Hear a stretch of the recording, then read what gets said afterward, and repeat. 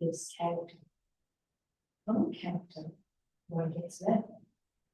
From left, one gets like Jesus. Even Jesus, ministry.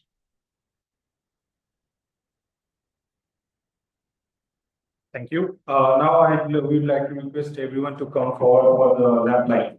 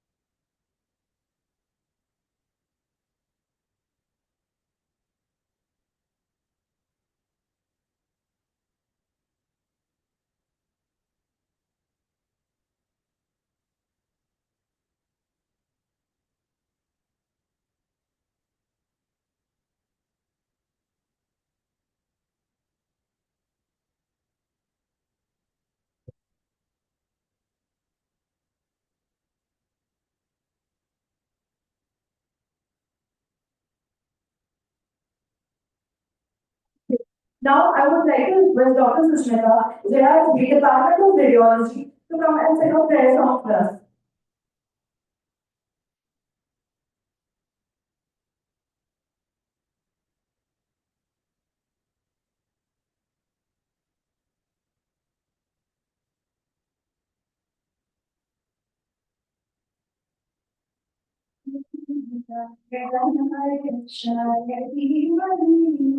Gunashadhiraya Gunamanditaya Gunishanaya Dhimani Gunaya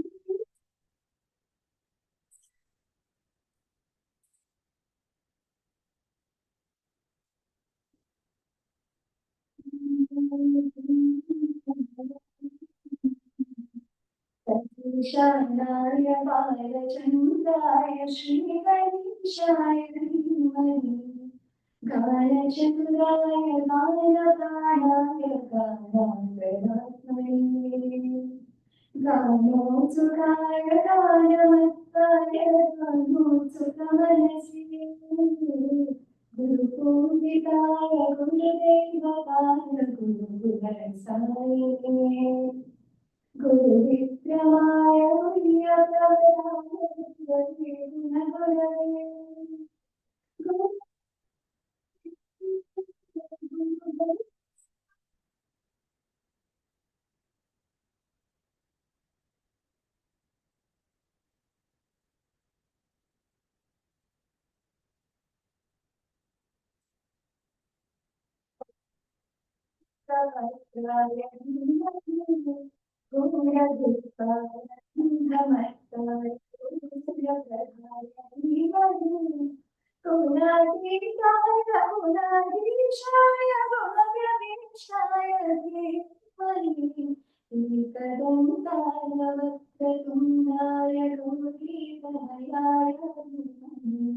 Gajeshanaya Balachandaya Shri Ganeshaya Dhimani Shri Ganeshaya Dhimani Shri Ganeshaya Dhimani.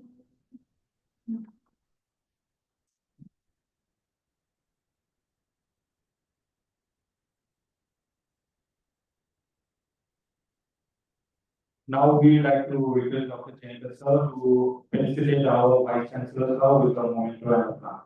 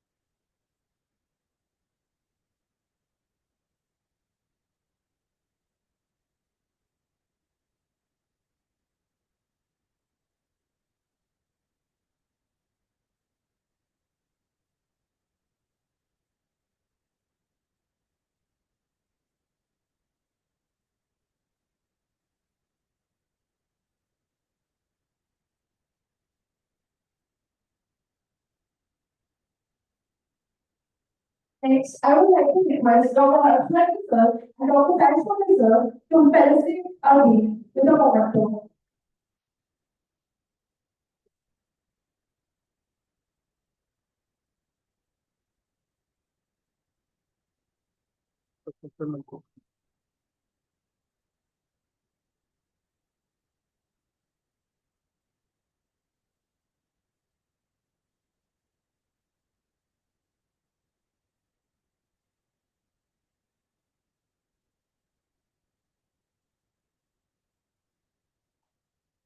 International Day of Radiology is celebrated every year on November 8th. This day marks the anniversary of discovery of X-rays by William Conrad Röntgen in 1895.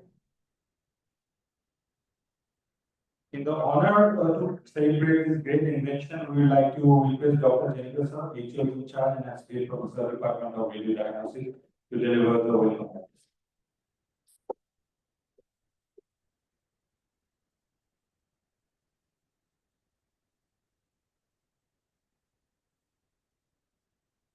Very good morning to all. On behalf of Department of Radiology, Shri Sathya Sai Medical College and Research Institute, it's my great pleasure to welcome you all to the celebration of International Day of Radiology on November 8th. We have gathered here to honor and recognize the vital role that radiology plays in modern medicine, bringing our theme for this year, the impact of radiology and medicine. To begin, I would like to extend a warm welcome to our Honorable Vice Chancellor, Professor Dr. Niharanjan Biswas sir, who has always been a great support of medical advancements and research. We are deeply honored to have you with us today, sir, and your valuable presence motivates us to conduct more such events in the future. I would also like to welcome our respected Dean, Professor Dr. Joydev Rai Chaudhary sir, whose leadership has greatly inspired our radiology department to strive for excellence. Thank you for your guidance and vision, sir.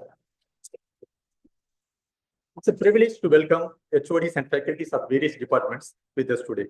I also extend a warm welcome to my dear colleagues, all postgraduates, AHS staff, and students. As we all know, radiology has transformed the field of medicine, making diagnosis more precise, treatments more effective, and outcomes more predictable. From the early days of X-rays to today's advanced imaging technologies, radiology has illuminated the path of patient care, leading to countless lives saved. This day gives us an opportunity to celebrate not only the technological advancements in radiology, but also the dedication of professionals who bring these advancements into our lives. Today, as we explore the profound impact of radiology and medicine, let us recognize the incredible teamwork between radiologists, clinicians, and healthcare providers, and the vision that drives us towards a future of improved healthcare. Let us renew our dedication to these standards and commit ourselves for better patient care. Thank you all once again for joining us on this special occasion. Hope you have an inspiring and insightful event here. Thank you.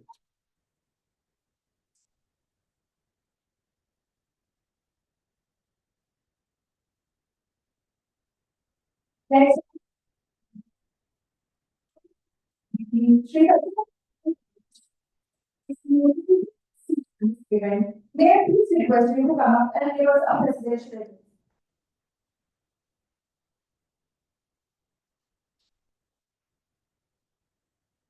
Yeah, very good morning to all of you. At the outset, my sincere regards to our very respected Honorable Vice Chancellor, sir, Professor Niharanjan Biswas, sir.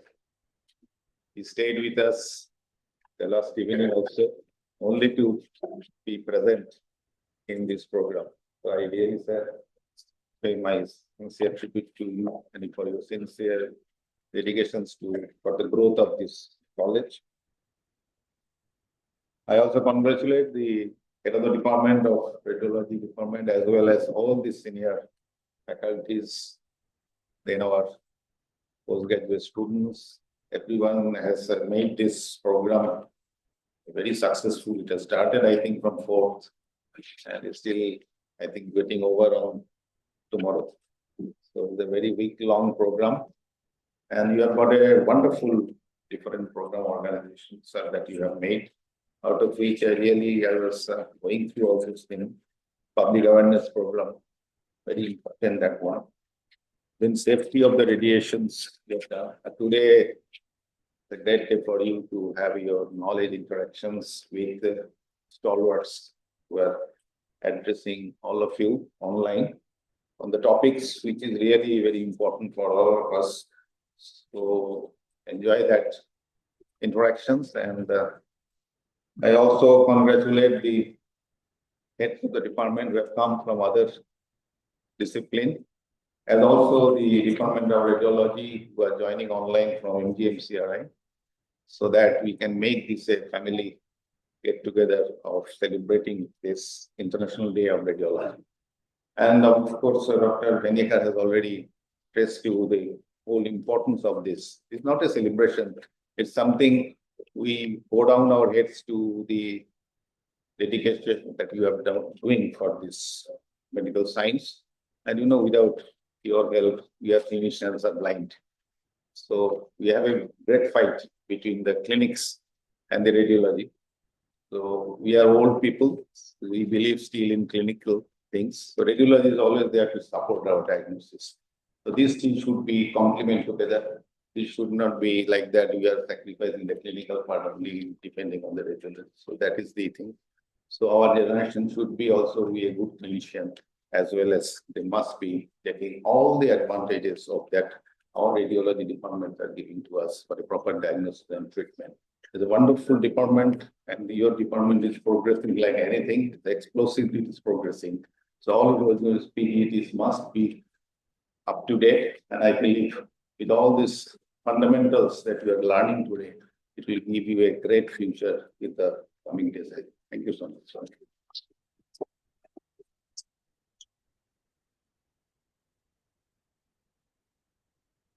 Thank you, sir, for your speech.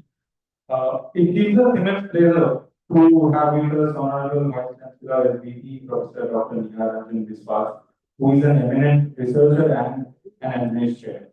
He is a distinguished member of Delhi Society for Promotion of Rational Use of Drugs, India WHO Program in Essential Drugs, National Pharmacovigilance Center for India meeting, and much more. May I please request you, sir, to share a few words to commemorate IDOR 2020?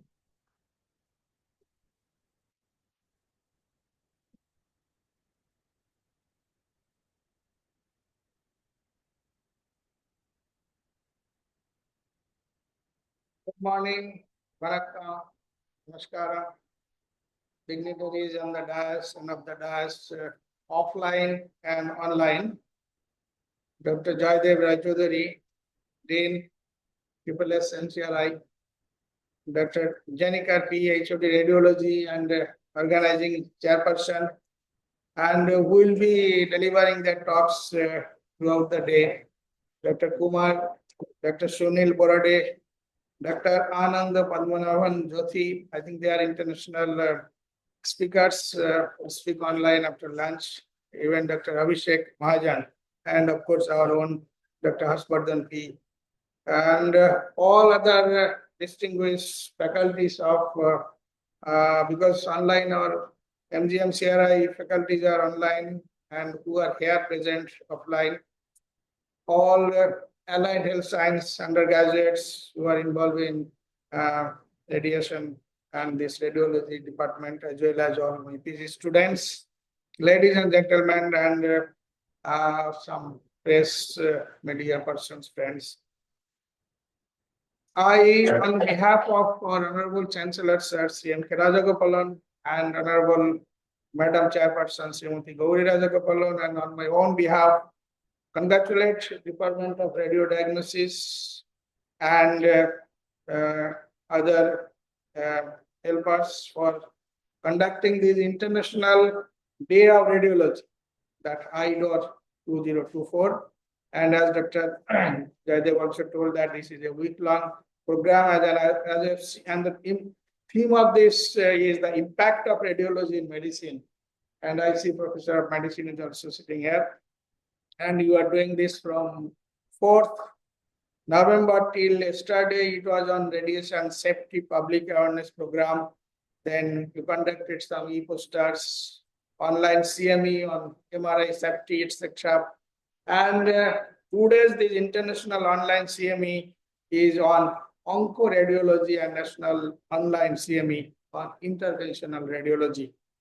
And if you go to the Steve Röntgen, he was a German physicist, and he discovered this X-ray on today, in 8th of October 1895. And for that, he was given Nobel Prize in physics in 1901. And he was the first Nobel laureate in physics. From him, then the others started. And to honor him, you know, in the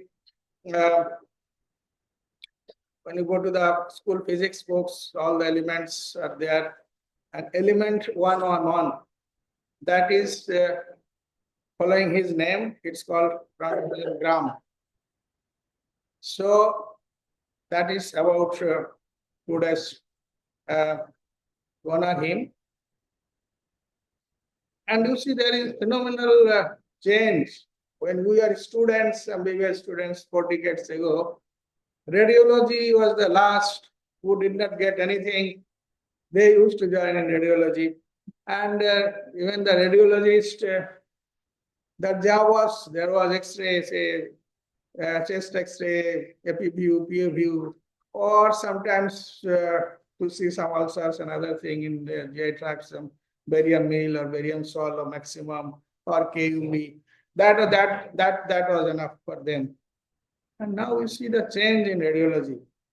Now there is sophisticated equipment for diagnosis. There are ultrasounds, there are CT scan, there are MRI, there are position that PET, as well as proton therapy. We are getting it in, I know, in Chennai, in Apollo Hospital in the country first, they have very precise therapeutics as well as diagnosis. And interventional radiology is the new thing. Even there is a DM course in the radiology department in many big institutes. They have interventional radiology. Because now the radiologist is not only doing diagnosis, they are doing therapeutics also. They are treating, and for that we need a good quality cath labs and as well as good quality CT scan. So we are in the process of getting all those equipments as we progress. And this 2 days workshop is very timely and very pertinent. I thought that up to lunch I will be with you and I will interact with you and I will rather learn many things, and that will revise my knowledge of radiology. So in this juncture, this CME, I told that it's very important, and I wish get success of your CME on the oncoradiology and interventional radiology. Nandri, Jai Hind.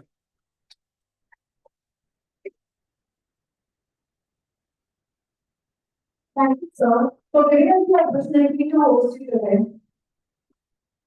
International Day of Radiology is celebrated every year on 8 November to highlight the vital role of radiology which plays in modern healthcare. It's a global event organized by many societies like RSNA, ESR, ACR, along with other radiological societies worldwide. Like Sir already said, our theme today is impact of radiology on medicine, which highlights the importance of imaging in early diagnosis and treatment. So to make this event a little bit exciting, we have a quiz for everyone. May I please request Dr. Nagaraj to come up and moderate the quiz.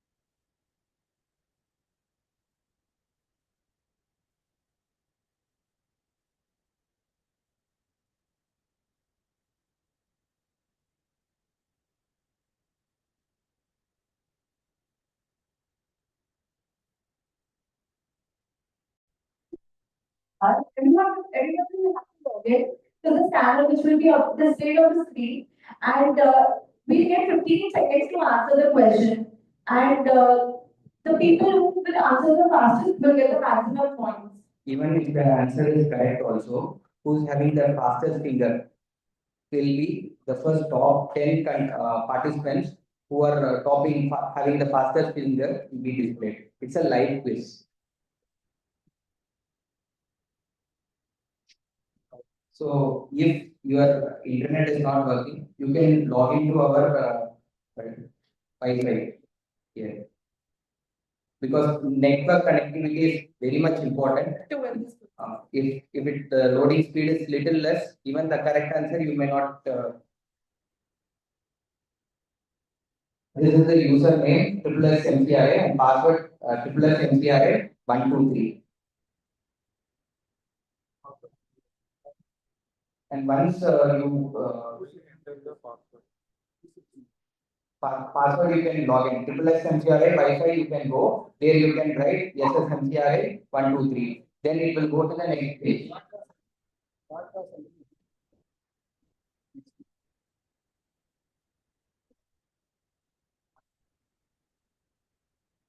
So you can use this one, and here you have to write CT scan. So you will get into the Wi-Fi.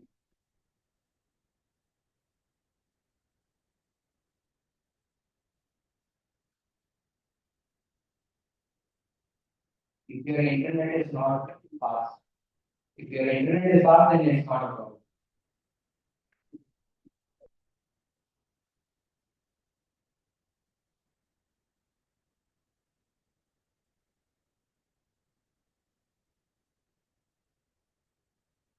Everyone has logged in? Okay. Ask anyone having. Anyone having problem? Logging?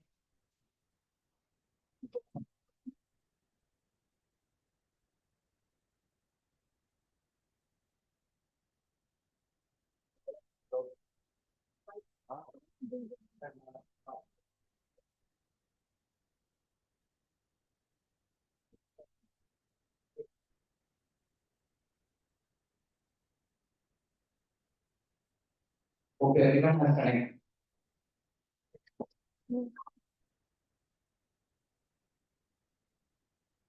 So either you can scan this QR code or you can use this code.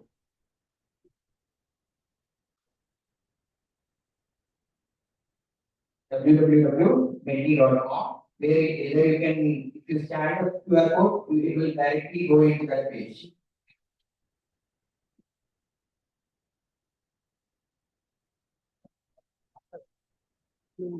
And you can hit like, if you are not connected, you can hit a like there. It will be popping up. So 18 people have joined. Once it is logged in, do not go back. And on the process, you should not hit the back button. Automatically, the screen will go one by one. When the choices come, you are supposed to just give the choice. So 23 people have joined. Give likes, please give likes. Whoever joined, please give likes. Name also you have to. After this page only. And after this page, there will be another page where it will ask for name. You can give your name as well as institution name. Don't give funky names because it will be displayed in the screen.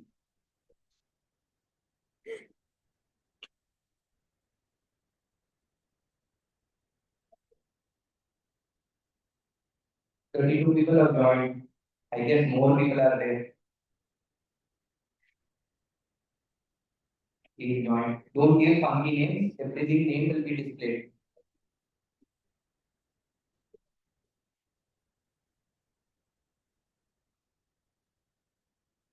Ensure that it will be interesting. At the end of the session, you will be feeling like that gaming spread with academics will be held.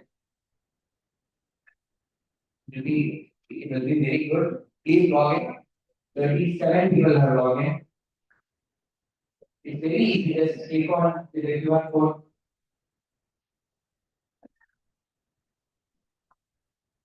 If anyone is having any problem, teachers or volunteers will come and help you.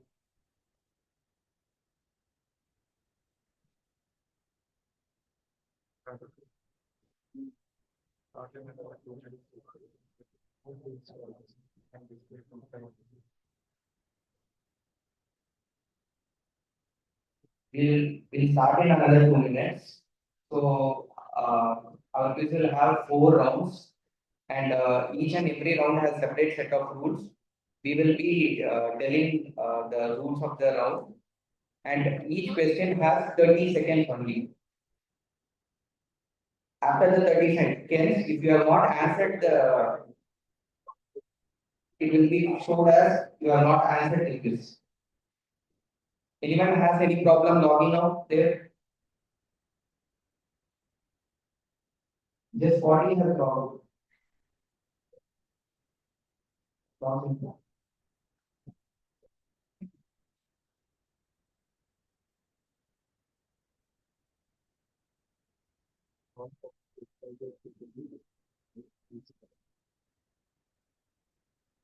Other thing is that you have that negative marks or no negative marks are there. The people top 10 participants only will be displayed. Others who have got wrong, that will not be displayed. That's more important, right? We'll get the answer, but you will be playing. It will be interesting. The people in the top only will be displayed. Others will their name or wrong answer will not be displayed. So no need to worry about it. Shall we start?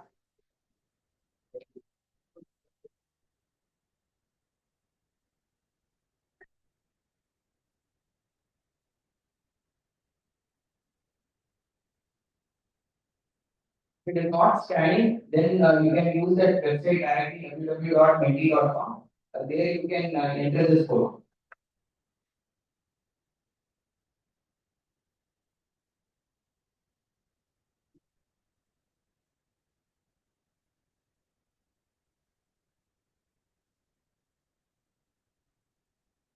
I hope all of you log in. Anyone has any question? Just check. Please help them that everyone has logged in or not. You just check. Shall we start?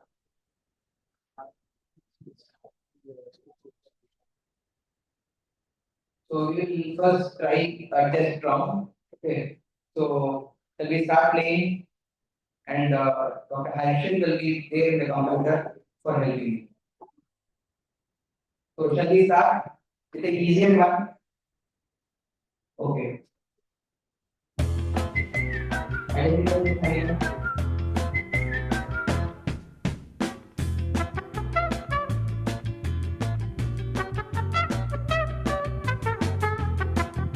You have to click to that device, not on the screen. Device. There is call. Here you have to click.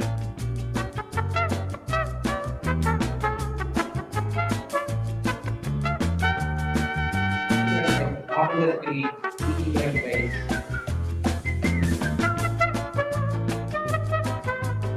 Everyone knows the answer. It's not radiology, right? Anyway, people will be doing.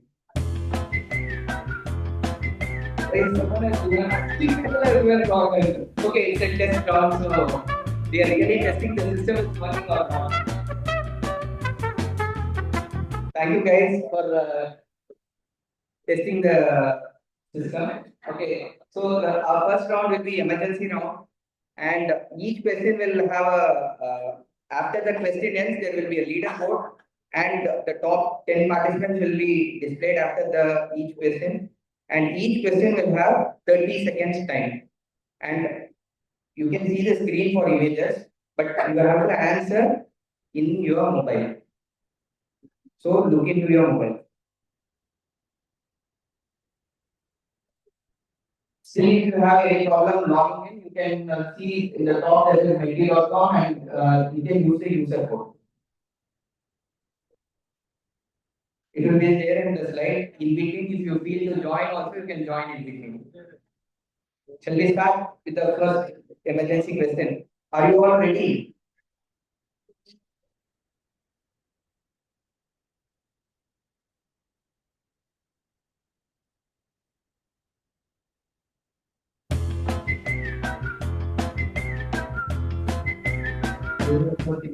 And there will be a question above. You can see on the slide. 48 players are ready.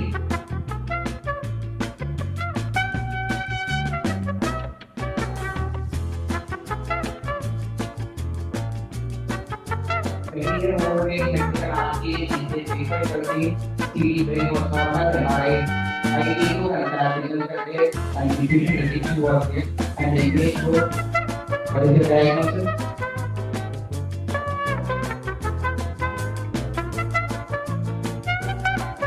Before ending the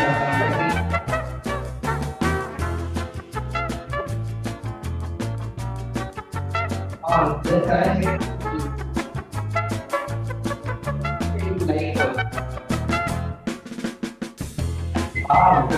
people are behind right answer. Awesome. So now the leaderboard will come. We will see who is having the fastest figure.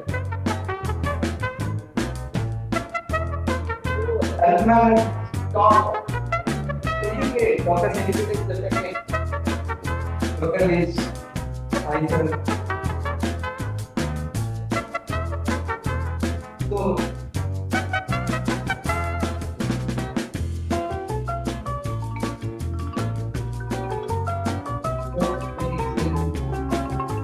you are ready with the mobile.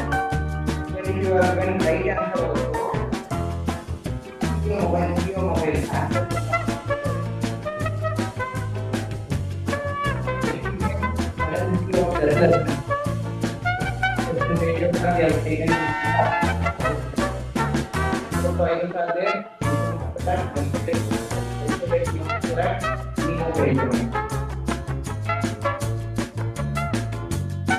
Images will be much clearer in your mobile. Wow, 50 people are made it right. So there's a big line in the right side. So in the right side and remover. So we can now focus on the leader.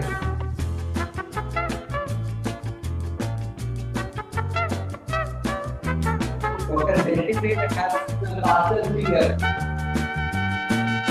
After is stopping the leaderboard. Awesome. More activities to join till you can join. If you can join the join code, still it is not there because one person is missing, one person is missing, then make it the leader top in the leaderboard. www.menti.com and use the code. Okay. Can we go to the next question?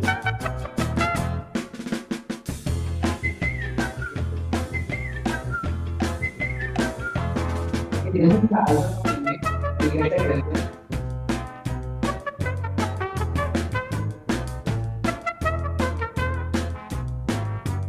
So the very one came in another way. He can show who is ready and a study that 58 of and normal rate. Target for 20%, other corporate so what can we do? Corporate intelligence, variance. So 13 seconds have to go.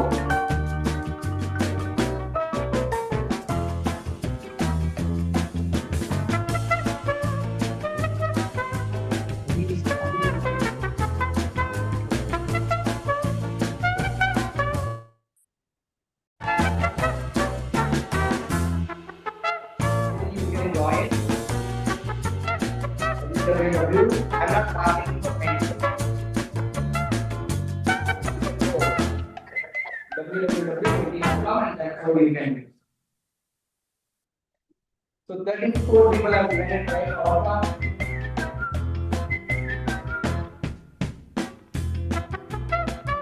You see the leaderboard of this premium.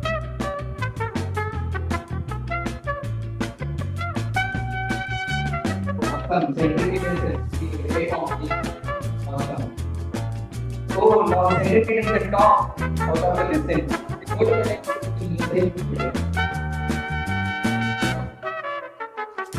so this question is common thing is the important yeah.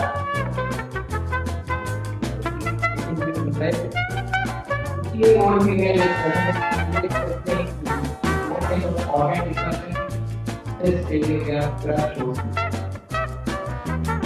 Often here are abdominal compartment syndrome, pneumothorax, pneumonia, and pneumoperitoneum.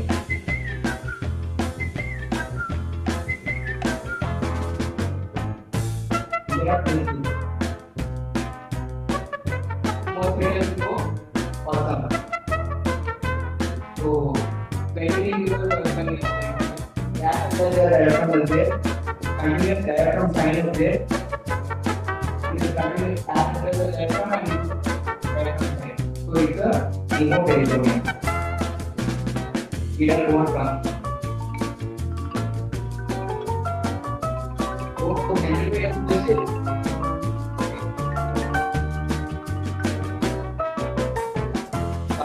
Topic is now. Here is also topic is. Next question. This is also a common presentation in India. I think all are enjoying it. So enjoying more training from India, related to training. And it is the first one is acute left EDH and right LDH, chronic right EDH and left LDH, acute right and left LDH, chronic left EDH and right EDH. This is how competitive exam comes from. We are trying to how to manipulate this problem. We are not going to know. Wow, 21% people have gotten right.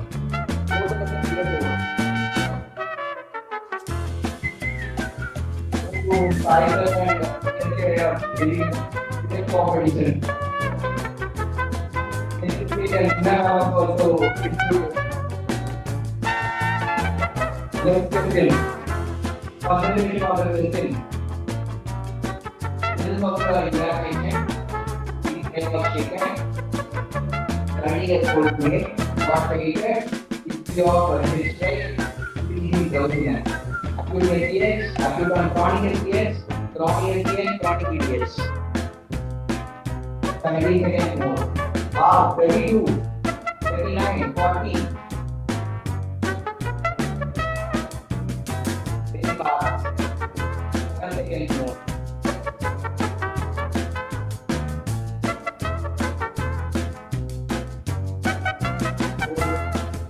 We will not teach that very high thing which is there within the upper part is of chronic but the lower part is of so this is acute on chronic LDH.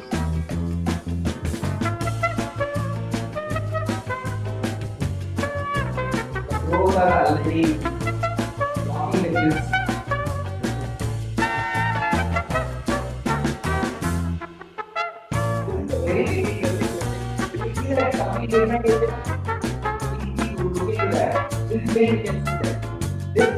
This is not a theory question. This is just a. This question has more time. And what is the diagnosis? When you diagnose what is? Yes, ma'am. You are right.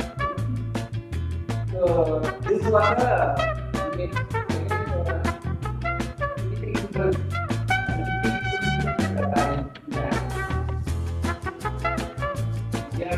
already there by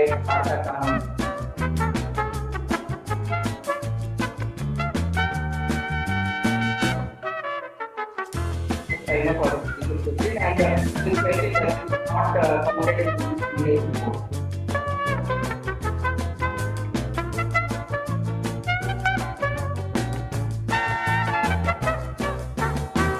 Four more people have the answer.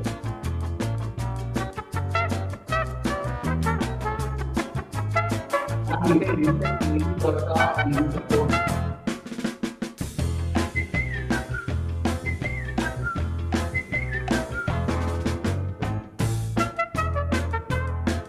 Everyone has voted. So, shall we go for the answer? It is not a data, it is for the International Radiological Society on the receipt of real-time structure.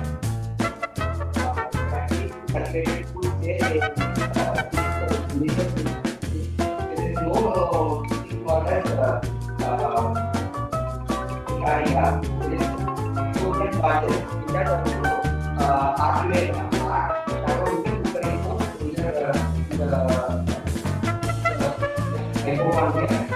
over that. So this one is different and this has no weight.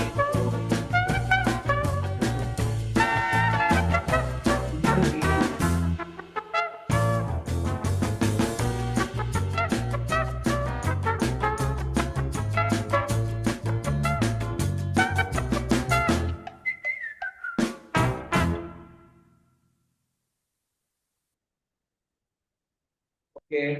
So we'll go to the second round. The second round is theme-based round, where we'll have a particular theme, and this has 25 seconds, and there will be a clue. The clue will be the top of that question. There will be a clue for each question, and it will be 25 seconds only, because already we have become pro in this Mentimeter now. Okay. Shall we go for the question?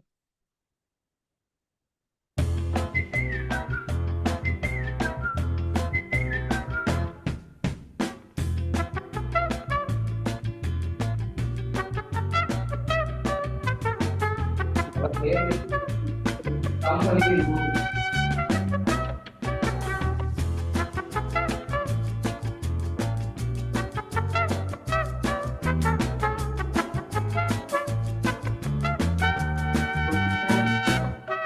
Develop psychology and justify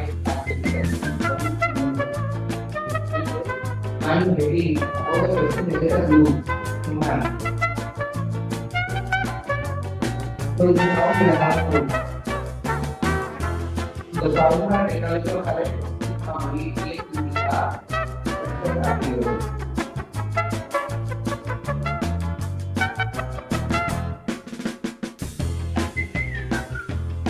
So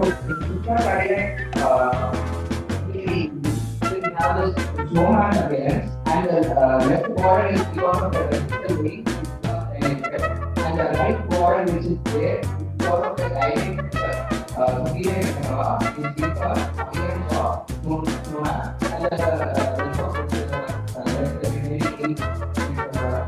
the lower border is part of the area. So it means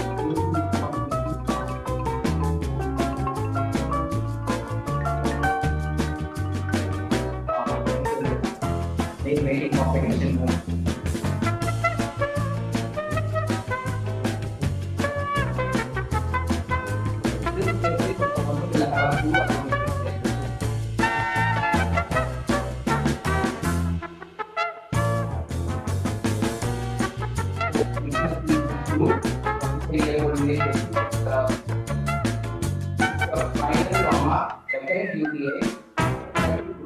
And the diagnosis was given cystic pelvic mass, posterior urethral valve, urinary bladder, plus incontinence.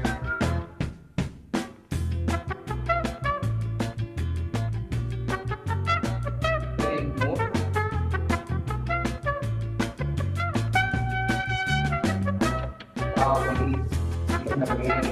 You see the layer board.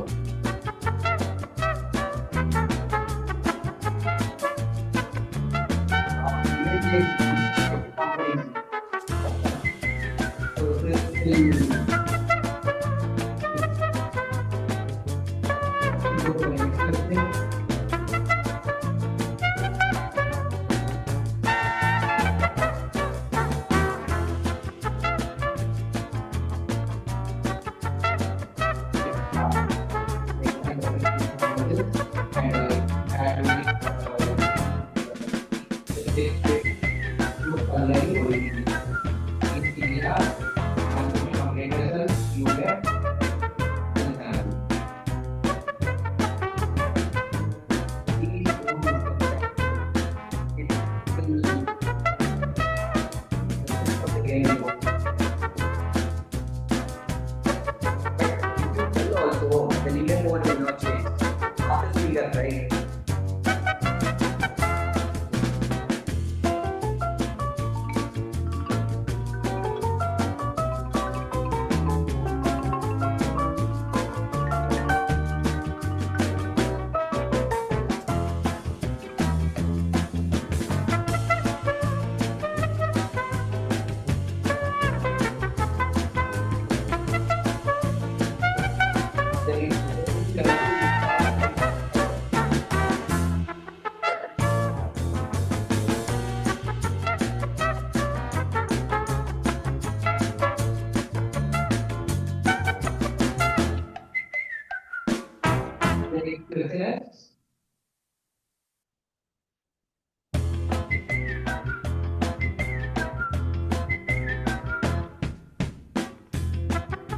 Lifelong smoker, complaint of breathlessness.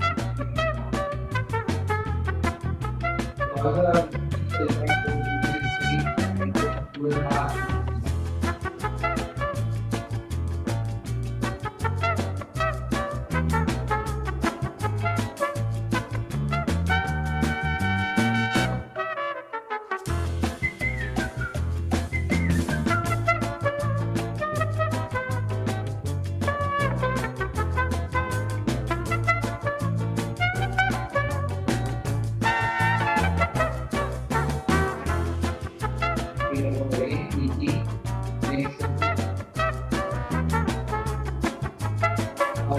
that are coming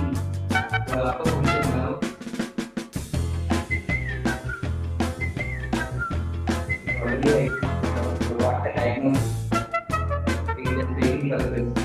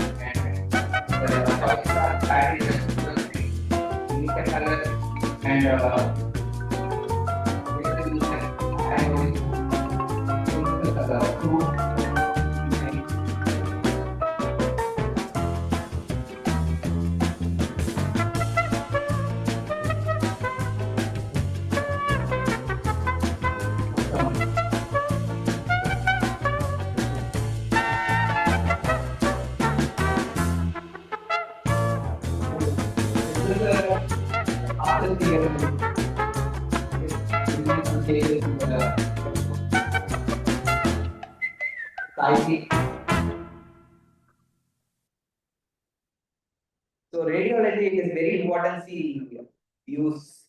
With one view, we cannot arrive at a diagnosis. Here, Prince William is showing the media captured the image in two different directions. He showed three, but in other view it looks different. So always you have to have 2 or 3 views. So one view is always dangerous.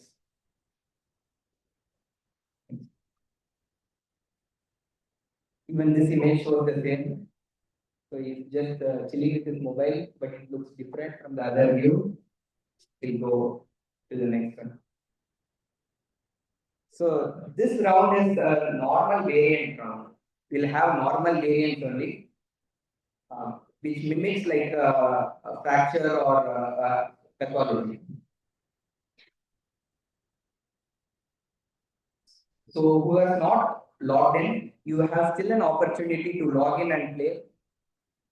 I hope all are enjoying the game.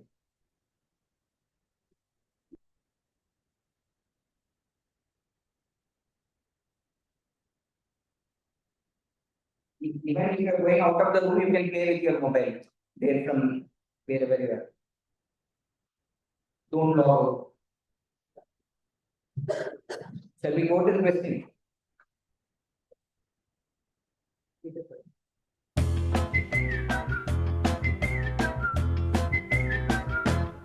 So, the CME kernel section, we have this round will not have a clue. A more time.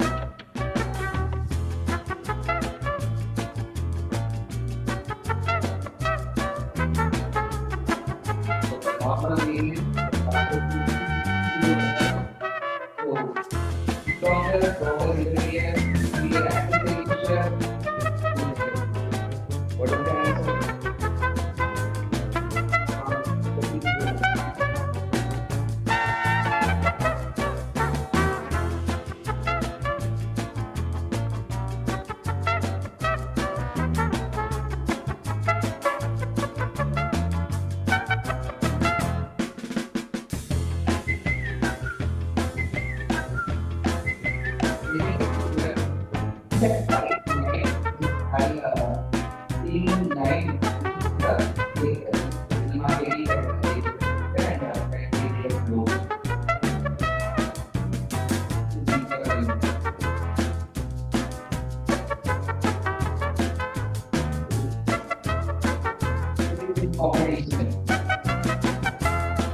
Now we will welcome. What's up?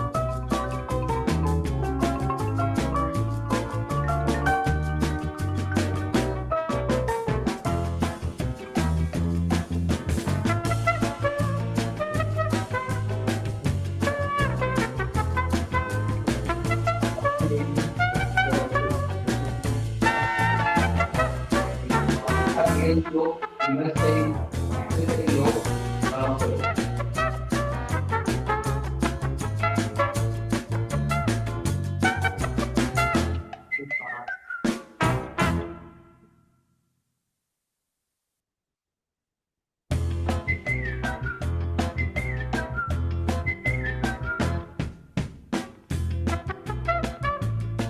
yes, one of our residents was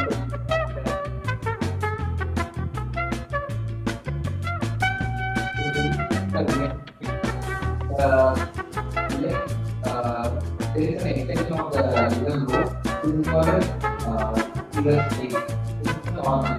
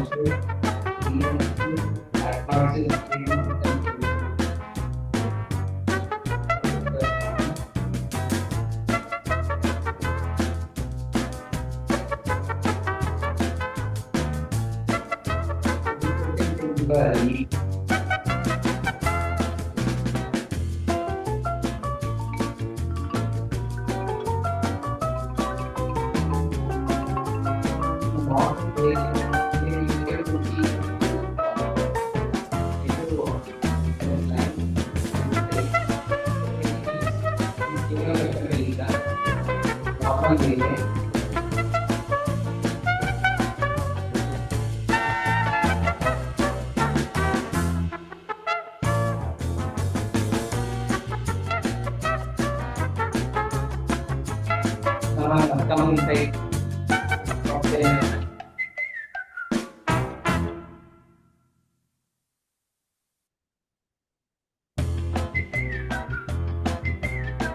Also normal. I guess already you have put it out.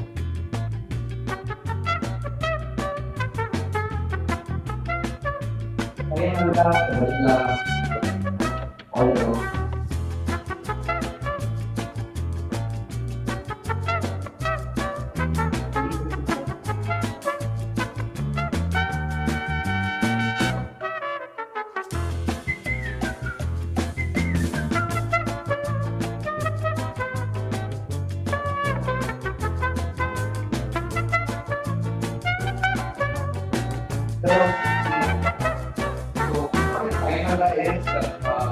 The small bone is a complete place and rather than making it a fracture in they are using the small bone, which is not a fracture or any normal baby.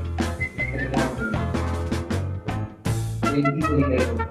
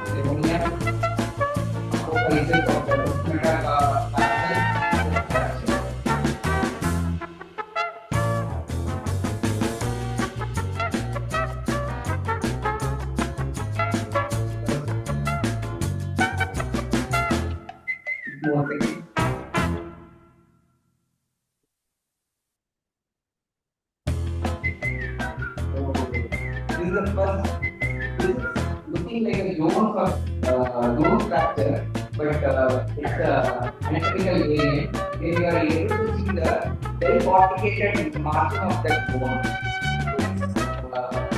It's optical. Very good. The people have got it wrong. Anyway, this was really include the real world. Oh.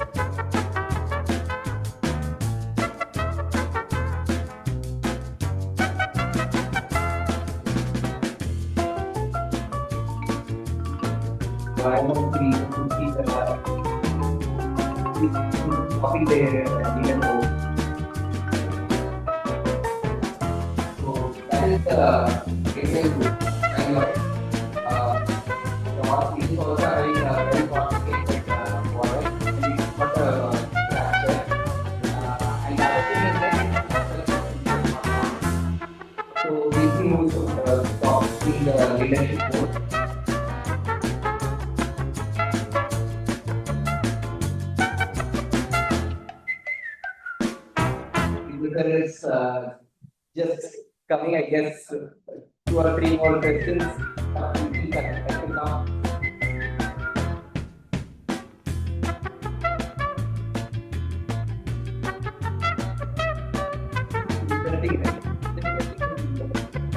I guess you have got it.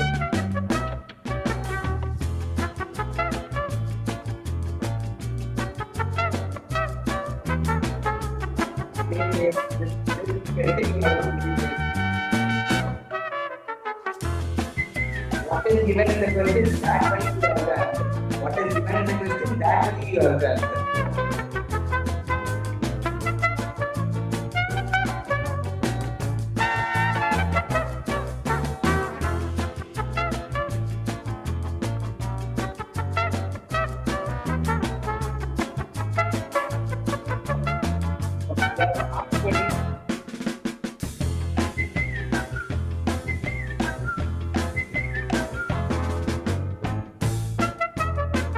Purposely kept the fuel efficient over there, associated with the fuel efficient there. But what we have asked is identify the normal variant. Despite fuel efficient normal variant, ask for only normal variant. So the answer will be collateral. There is a deficiency of mechanism muscle collateral. So even though this having fuel efficient, we have asked for normal variant.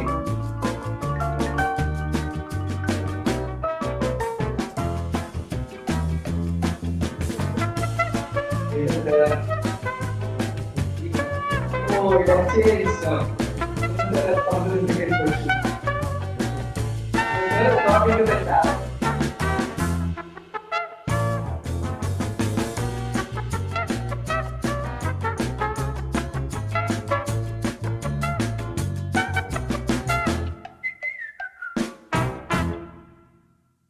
I guess you have found out this one. Two. You will find it.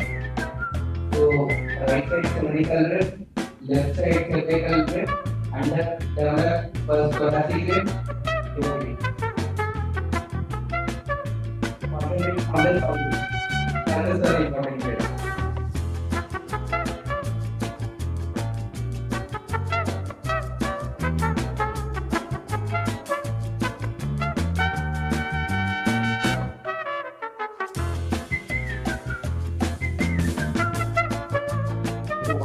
That's what I got is there is a small hypoplastic right side is complete colored.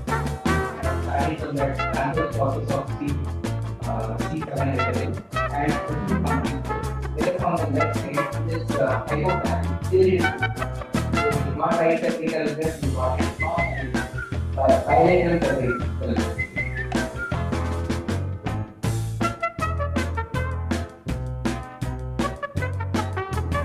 So the questions after questions are getting trapped here.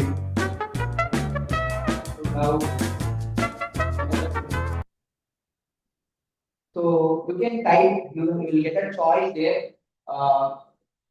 You can type whatever like Venice International Day of Radiology. There will be an option coming there. You can type that. That will be displayed here. If you type and submit, it will get displayed here. Come on.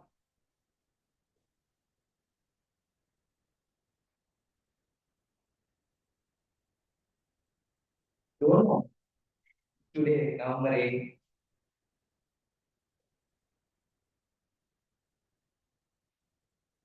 No way, entry's name will not be displayed.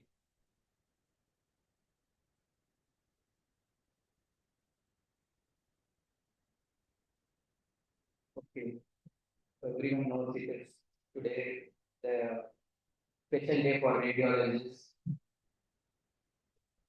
So we go to the next question. So this round is little interesting and it is what is misplaced. Okay, the faster feeder wins, and this you need to see, have a closer look at the image, and you will have more time. The previous round had 30 and 25 seconds. Here you will have more time, 45 seconds.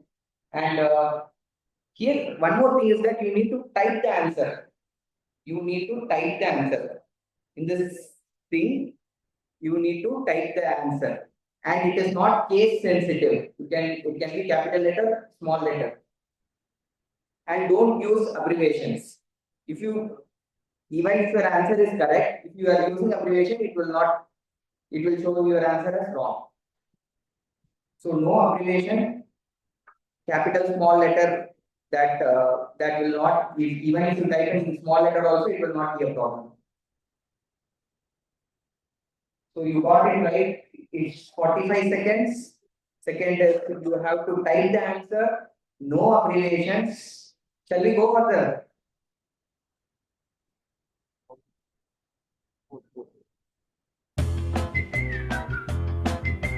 You have to type the answer. No abbreviations. What is mistake?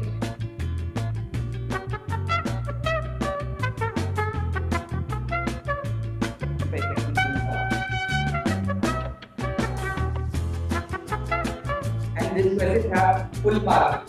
1000 if you are right, it's 1000 mark. Even note it down, if you clear all the 4 questions, 4000 mark and we up the ladder.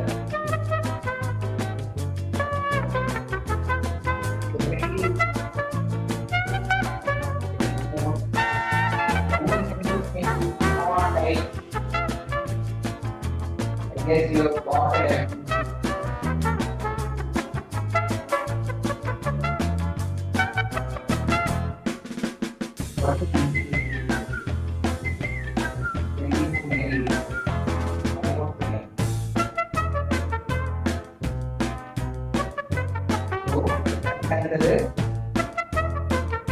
this is endocrine tube. This is endocrine tube. Normally the endocrine tube to be 4 or 5 centimeters above the carina. The carina is angle, so the addition to the right longer. So someone has written hard and I appreciate it. They are interested in participating.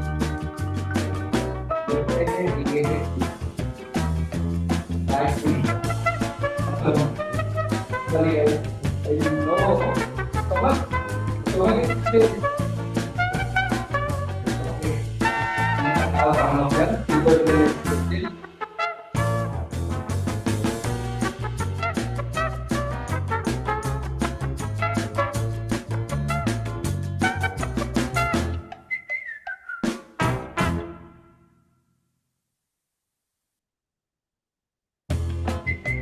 More questions to go.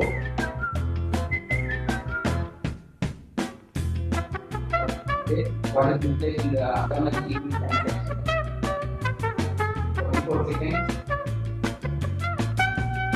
And then two for the female patient related to OG. So,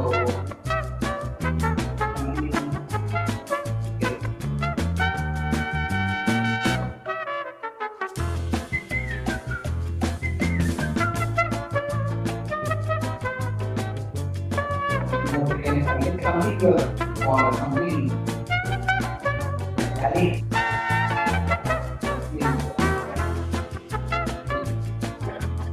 9 more seconds.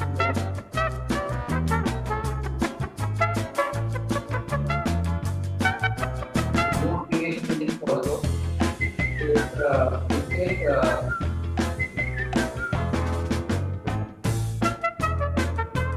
I appreciate the deliverance. Inside different devices got this case. It is the most common experience case of I am not trying to be awesome.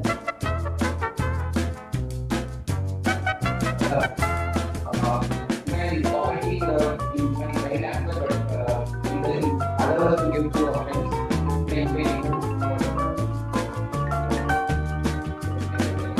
We thought out what we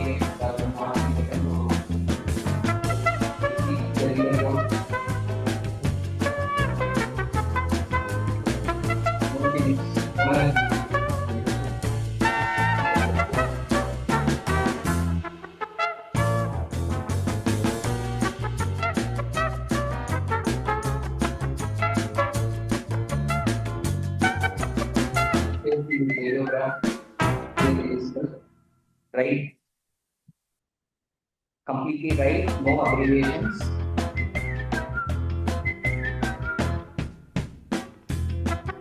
We have different names for that.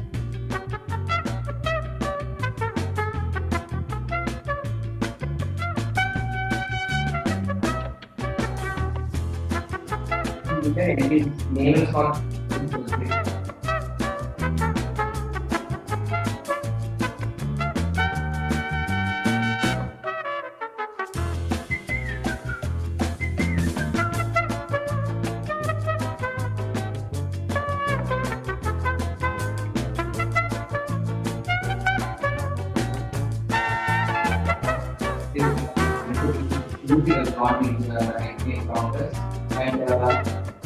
and right and the bottom.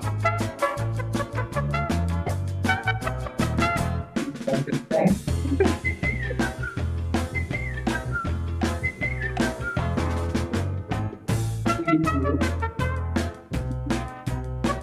I'm fine.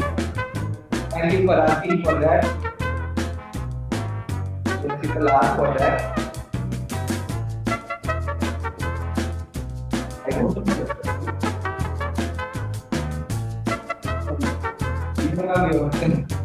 Give it right.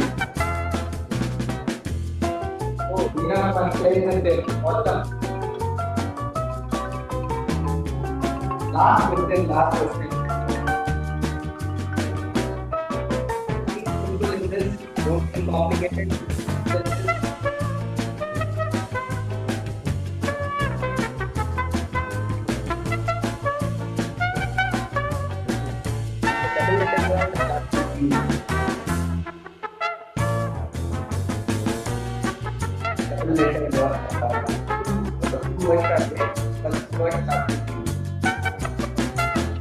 second word starts with C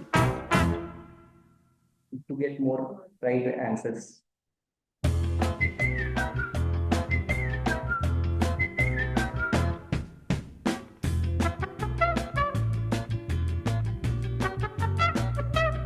What is this?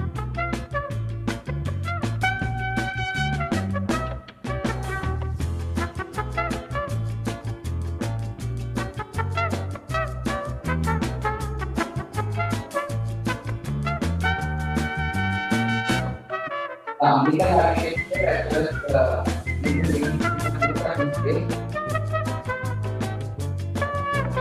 right.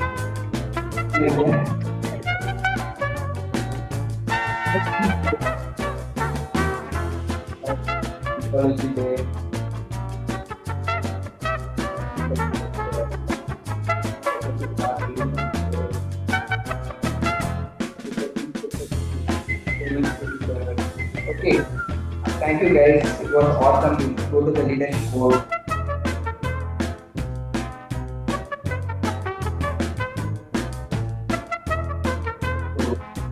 Mark and Kumar is very appreciated.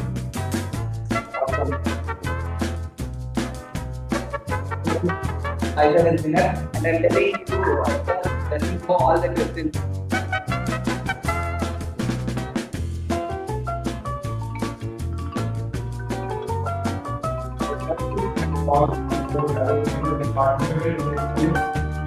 I would like to congratulate the four better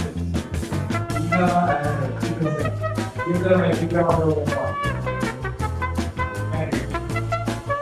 Thank you.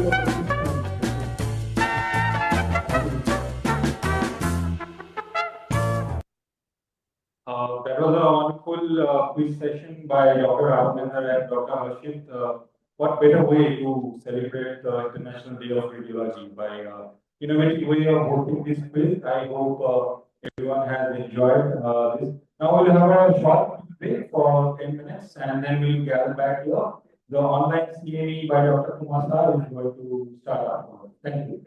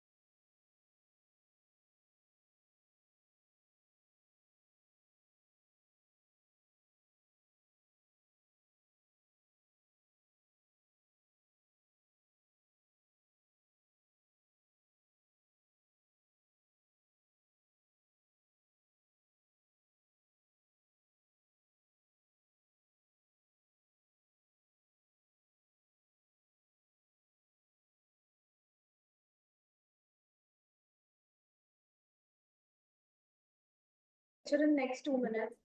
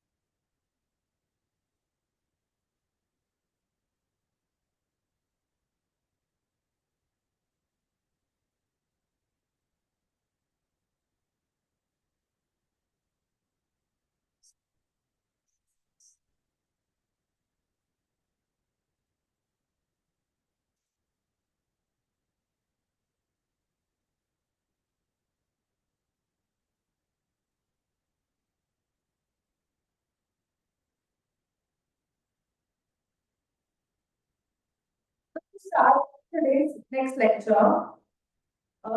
Interventional radiology is a specialized branch of radiology that uses imaging techniques to guide minimally invasive procedures.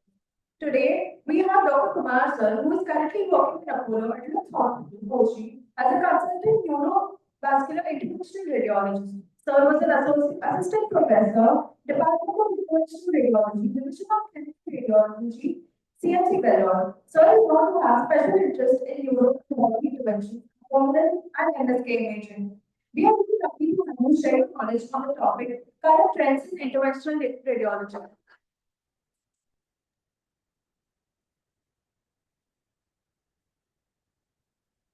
So can you hear us? Yes. Good morning, all. Am I audible?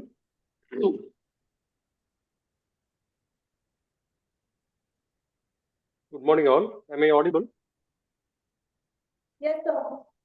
Okay. Thank you. So first of all, I want to thank Shri Sathya Sai Institute Management and Radiology Department for giving me this opportunity on the International Day of Radiology to provide a speech on intervention procedures. And a special thanks and mention to Dr. Jenikar, my colleague and close friend. And happy to see you all on this Radiology Day. So today I will be speaking on intervention radiology and its current trends. As everybody know, intervention radiology today is one of the most advanced and breathing field, which involves microhole or pinhole procedures. and it covers a wide spectrum of procedures. And, because mainly it offers various clinical scenario we may able to tackle, and it offers minimally invasive, safe, and effective treatment options. So my talk will be on a short talk, mainly focus on the techniques and advice what we use for the routine clinical practice. And mainly it will be a pictorial review of procedures, routine cases done recently. So first case, this is to emphasize the usage of embolic protection device. This is used in, it is otherwise called a filter, and it is used in carotid stenting cases. So we here state about a lady who is 76 years old, and she presented with recurrent EAA symptoms and got admitted on August month. And that time she had only aphasia, no deficit was there. The MRI revealed watershed zone acute infarcts on the left side, and the ipsilateral ICA showed tight stenosis also. And she was planned for interval carotid stenting after 6 weeks after priming with antiplatelets.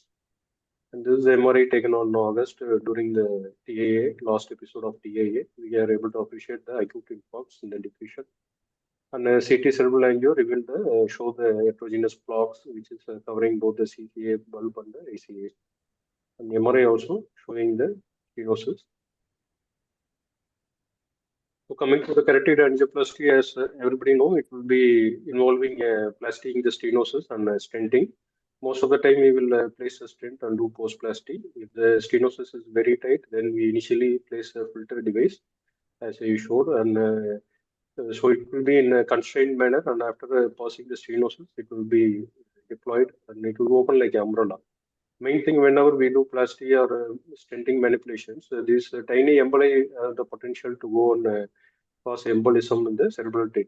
To avoid that, we want to catch the tiny emboli which are potential to develop or potential to get detached and cause minor strokes or major strokes. And this is a diagrammatic depiction how the stent will be placed from ICA to the CCA, covering over the stenotic region. So this is the same case. We have done a diagnostic angiogram. Sorry. So this is a lateral and this is a frontal projection. So in the DSA, we are able to appreciate the stenosis. Actually, in spite of CT and MRI, here we are exactly showing the stenosis. It is a little bit heterogeneous and wedge-shaped also. Could be presumed to be due to web also, we don't know. And this stenosis is tackled by using a filter device and stenting. So this is the filter device what we are placed there. And it is as told earlier, it will be like a small umbrella-like device, and it will allow the flow. But if at all any emboli happen, it will trap it. And this is before the stent placement, and this is after the stent placement. So the filter device is deployed as the first ATT. And after the stent placement, after the multiple check runs, we finally check and remove the filter device. And this is a check angiogram, unsubtracted image. We are showing the patent stent, which is filling the ICA. So a word about the stent also. The carotid stents, now they are available as a taper device also, where the distal end will be a smaller diameter and will be occupying the ICA. The proximal will be a little bit bigger and occupying the common carotid artery. So these are called tapered stents, where the diameter will differ and it will used to snugly fit into the ICA and the CCA port. And this is the same patient at the stenting. We can see the tapered device, and we are able to appreciate the pattern flow within the stent, carotid stent. And this is the filter or the embolic protection device. So we can appreciate the micro pores, which is very tiny, 120 micron only, which will trap as much as possible tiny emboli. It will be trapping. The next case, this is to emphasize the role of low-profile intracranial stents, which is used in aneurysm.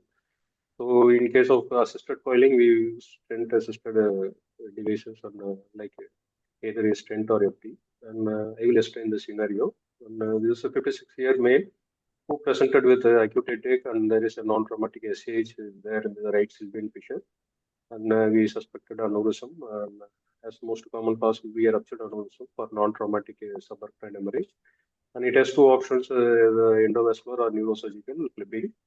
And in case of white neck, we will be doing assist coiling, mainly with the assistance of balloon or a stent. Otherwise, if neck is narrow, we will be dealing with the simple coil. So in the particular case, what we told, there is an aneurysm in the right distal M1 segment, and the neck is also wide. Consequently, we have taken a 3D run also, three-dimensional thing, rotational angiography. And mainly the location, neck morphology, sizes, everything we take into account and decide on the what is the endovascular method appropriate. So these low profile stents usually they will be taken through a small caliber catheter.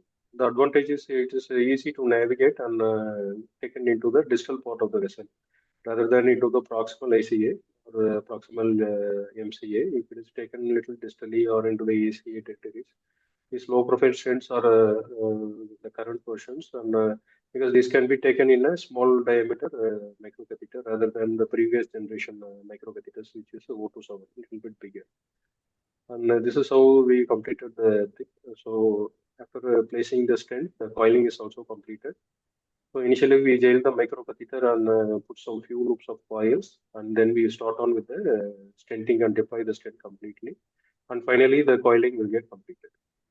This is again the diagnostic run. After completing the stent coiling procedure, we can appreciate nicely the coil mass is sitting in the aneurysm, and the stent is there, parent vessel, and the distance was patent. And this is the unobstructed image showing the stent. The stent usually it will be confronting, that is fixed nicely or opposing nicely the wall, and it is open nicely also. And this will be providing a scaffold to the coil mass. They should not collapse back into the parent organ. In this case, next case, we will insist on the usage of high pressure balloons or central vein plastic, particularly for any tight stenotic lesions. Here we have a 56-year-old lady who is a known CKD patient for the underlying renal ameloidosis. And she is on a routine hemodialysis through the left BCF fistula. So she presented mainly with the left upper limb swelling for 2 weeks duration, and she has been evaluated further in ultrasound and CT. And we found a left brachiocephalic vein, there is a long segment occlusion, mainly due to thrombus. And there might be a stenotic lesion also underlying that we don't know which precipitated this occlusion and thrombus. And there is a diagrammatic representation of the location of the thrombus. And this is after we cross the lesion, there is a occluded segment. We are able to see that how the contrast gets stagnated and rerouted through the IJV collaterals. And this is after a serial ballonoplasty, and the final angiogram revealed the opening of the left brachiocephalic vein, and we have recanalized the thing. And this is the high pressure balloon what we use. Actually, the balloon should be in a graded manner, starting from 8 mm, 10 mm, 12 mm, up to 14 we have gone. And after serial plasty, it took more than approximately 40 minutes or 1 hour to completely recanalize also. And this is a thing where the stenotic segment is there. And this is a aorta, which is overimposed, and this is a vein. And this entire segment is thrombosed. After recanalization, we are able to open up completely. And these balloons are mainly non-compliant, and they are used in stenosis or occlusion, where we want to do dilatation. So these non-compliant balloons offer uniform dilatation, and mostly they have a pressure of more than 20 atmosphere. This particular thing is like 25, and they are useful for stenotic and resistant fibrotic lesions, and they are used as a final part to open up the focal stenosis. Next case regarding a traumatic bleeder, how we deal with a pseudoaneurysm. So there is a technique called wrapping of the aneurysm segment. We, instead of putting coils within the pseudoaneurysm, we try to wrap the parent segment. So this scenario is a 58-year-old gentleman who sustained a polytrauma and a severe pelvic injury and fracture. We are able to appreciate a pseudoaneurysm, which is just above the acetabular fracture, and it is quite big, more than 1.5 or 2 centimeters it is there. And once orthopedic surgeons they want to do some fixation or any surgery, they cannot do because we have to fix this pseudoaneurysm, and there is hemoglobin drop also. So taken for endovascular management, and we are able to appreciate through the left interiliac selective angiogram, we are able to see a bigger pseudoaneurysm, which is shown as a color overlay. And in this thing, main thing, as I told, we need not put coils, and we will not be able to do also. Actually, the parent segment has to be coiled. From distally, we will wrap the segment, and proximally we close the coil, and this is the final angiogram. The neck of the origin of the pseudonosome is trapped nicely, and the distal proximal segment it is nicely coiled, and we are not able to see the pseudonosome part. And this is another similar gastric bleeder. Here it is from the GDA. This is to emphasize the role of collaterals. So gastrointestinal vasculature has so many collateral, either from celiac trunk or SMA, IME, multiple collaterals will be there.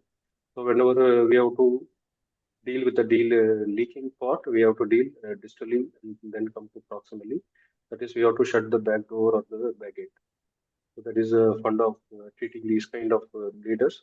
Here we have a 22-year-old gentleman who had a hematemesis, and endoscopy showed an ulcer bleed, which is actively bleeding, and they attempted to control by putting adrenaline and other things, but they could not control effectively. So further effort was IR management. So we did a repeat CT also. CT we are able to see a hematoma, big chunk of hematoma lying within the stomach. And we are able to see gastroduodenal artery, which is just seen close to the ulcerated mucosa, and this is the anatomy where the GDA is there, coming from the celiac tract. So in that particular case, again, we reviewed closely. We are able to see the gastroduodenal artery, which is traversing through the ulcerated part of the mucosa in the antropyloric region, and we suspect it to be the cause of bleeder. And this is having a trickling of contrast is there, apart from pooling of contrast is seen. So we started to coil just distal to the thing. We have to go distally, and this is the bleeding part, and we have coiled the bleeding part, and coming proximally, we have coiled everything. This is a celiac trunk, and we have selectively gone into the gastroduodenal artery. And this is a final celiac angiogram showing a nice coiling of the GDA, where we are able to obtain the bleeder, and this post CT. And this is the same the anatomy where we have started putting the coil from. Always remember the SMA or the other branches, we will supply collaterals, or we have collateral supply, so we have to knock out the distal thing and come proximally and seal the leaking. So the next case will emphasize the use of the embolization particles, how the size matters, how we choose the size of the particles. So here we have a 62-year-old gentleman who presented with a recurrent hemoptysis, and he has been evaluated. We found out the active fungal infection is there, confirmed by lab reports. But in spite of medical treatment, we cannot control the hemoptysis effectively. So we decided on bronchial artery embolization. So before that, we have to do a proper iotogram to evaluate the bronchial arteries. Where they are hypertrophied, how many numbers of bronchial artery right and left, how many are there. Mainly the systemic origin supply from internal memory of any arteries to be counted, documented. And any ectopic origin also we have to document, so that we can give priority and seeing them first. And also a word about artery of Adam's case, which is having a hairpin pinned and joined the anterior spinal artery. Because whenever we do the left ICBT, the branch should be taken care. And as everybody knows, this is the dominant anterior radiculomedullary branch, which usually come from D8 to P1, L1 level. And sometimes the variant, it may arise from the intercostal bronchial trunk. So we have to be aware of it. And the embolization particle, usually from bronchial, we will use more than 300 microns to avoid such a thing. And this is a diagrammatic thing how from descending out of the bronchial artery will be arising. And once we start the embolization process, the flow will get reduced to the going to the preferential flow. Dynamics will get altered, and once the embolization is proceeding, slowly the spinal branch will open up, or there will happen a chance of reflux into the spinal branch also.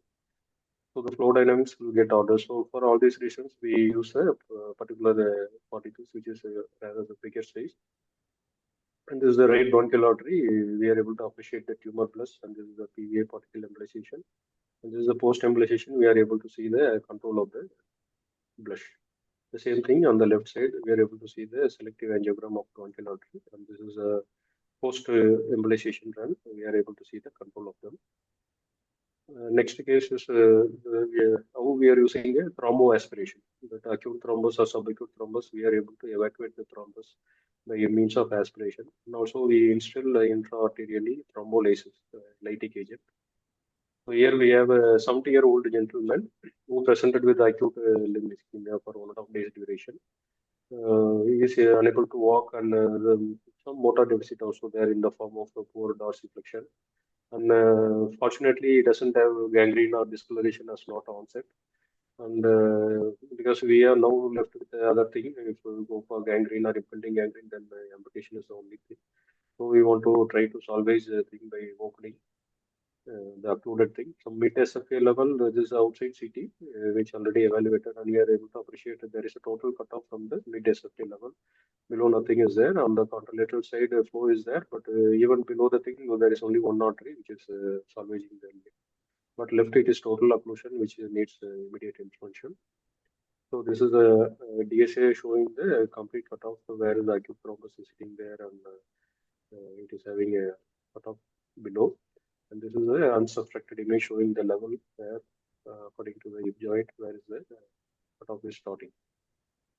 So this is after we did the thrombus aspiration, that is suction thrombectomy. We passed a large bore catheter over the wire, and we did the aspiration, and we connected to the tubings of the canister. And we are able to suck the thrombus relatively, and here we can able to see it has opened up nicely. So this is a knee part, and we are able to see the distal SFA, popliteal artery, and peroneal arteries, and part of the ATS thing. And after that, we have installed a bolus dose of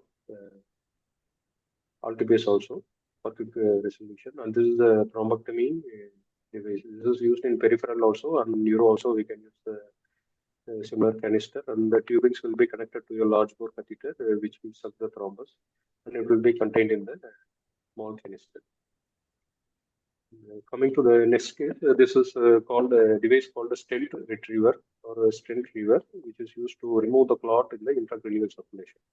That is mainly for stroke mechanical thrombectomy. We are using such a device called a stent retriever.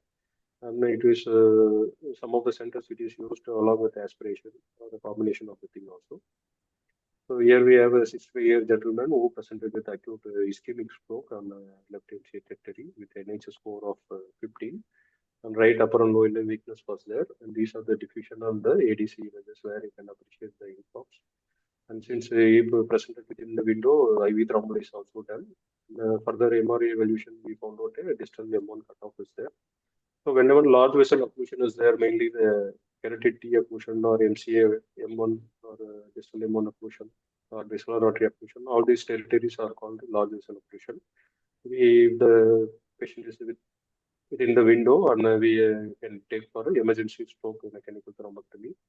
The gradient also blooming is there, which signifies it is a predominant red clot. So this is a diagnostic angio taken immediately after the DSA puncture. First thing we are able to see the cutoff. And this is after opening up using the stent retriever, we have removed the clot, and this and the second pause where you are able to see the TC3 decanalization. And this is how the stent retriever works. Once it is placed, the clot get entangled and engaged, and it is slowly pulled. So we will initially place take the microcatheter and place this device, that is the stent, and we allow time 3 to 5 minutes time to allow the clot to get entangled. Then we will capture them and remove outside. So this is the final angiogram, cerebral angiogram showing the complete recanalization, where you would appreciate the parenchymal and the venous case also. This is the clot which you got from the patient from the M1 cutoff, actual clot, and we can appreciate the design of the stent retriever, which has a 2-3 design combination like a petals. These articulated rims will have a separate feature. So these things are called petal-like articulated rims, and these can move individually. Whenever the tortules or the bends are there, it will articulate and bend individually so that the clot is not dislodged. And you can appreciate a central stent-like canal device also is there. And distally, there will be having a filter-like thing also, so that the emboli should not go distally. So all these things are incorporated in a single device, so that while removing clot, it comes easily also. The entangled clot should not go as emboli, or it should not go to other territories, and it should come out in total. So these are the things incorporated in the device.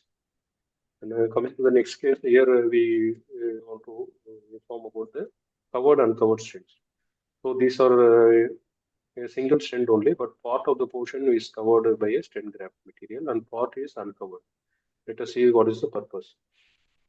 So this is a 22-year-old gentleman who had upper GI bleeding, and he is not a known chronic liver disease or not known alcoholic, but he is newly diagnosed with such a thing, and he has a very shallow bleeding which is refractory to the endoscopic management. And in such patient, we have a thing, if it is not managed by endoscopically, then we have to deal with the tips. If anatomy is feasible, then we will go for the tips. Tips is nothing but creating a shunt between the hepatic vein and the portal vein within the liver tract in order to reduce the portal pressure and eventually reduce the bleeding risk. So main two indications will be recurrent ascites, or it could be a variceal bleed which is refractory to endoscopic management as in this case. So this mainly involves, the intervention involves, we come through the IJV route and we enter the hepatic vein and we place a long sheath, and through the needle we poke the liver under ultrasound guidance and also DSA guidance, and we will enter the right portal vein. After that we will secure the thing and we will put a balloon plastic and enlarge the tract. So after it is enlarged, the tract is dilated. We place the adequate length of stent required so that the other end is in the portal vein. The proximal will be at the hepatic vein, and consequently we can see the portal vein pressure will get reduced. So this is our same case where after cannulating and puncturing the liver tract, we have entered the portal vein. This is a diagnostic done immediately gained access to the portal vein. We are able to appreciate the varices and all, and anatomy is also shown. And first thing we will do the dilate the tract. After we dilate, we will put a pigtail. This is called measuring or marker pigtail, where we have to measure the length of the required length of the stent which we have to put. Usually it comes in the standard 10 mm diameter, but length we can tailor according to the patient need. And this is finally after placing the stent, we are successfully created a shunt within the liver, and it is the blood flow from portal vein is bypassed into the hepatic vein. And this is the placement of the stent, where the uncovered portion and the covered portion is cranially, uncovered portion is in the portal vein. This is the same diagrammatic depiction where it's showing the uncovered is in the portal vein. Mainly, it should not occlude the other portal vein tributary sub-branches. So, and this covered portion will lie in the liver tract so that it should not be bathed in the bilirubin, which is thrombogenic. And for evaluation, you will use the MELD score, which if it is more than 18 or altered bilirubin, we usually avoid the TIPS procedure. Our patient should be treated accordingly. And as again told, the covered portion lies in the liver, and this is the uncovered portion, which is going to sit in the portal vein part. And this is a model for end-stage liver disease, which I told as a MELD score. It usually taken for a transplant planning, but this is also used to calculate the prognosis of TIPS placement. Coming to the next thing regarding the hemodialysis assess, mainly the CKD patients, either they have fistula or a perm cath for their dialysis.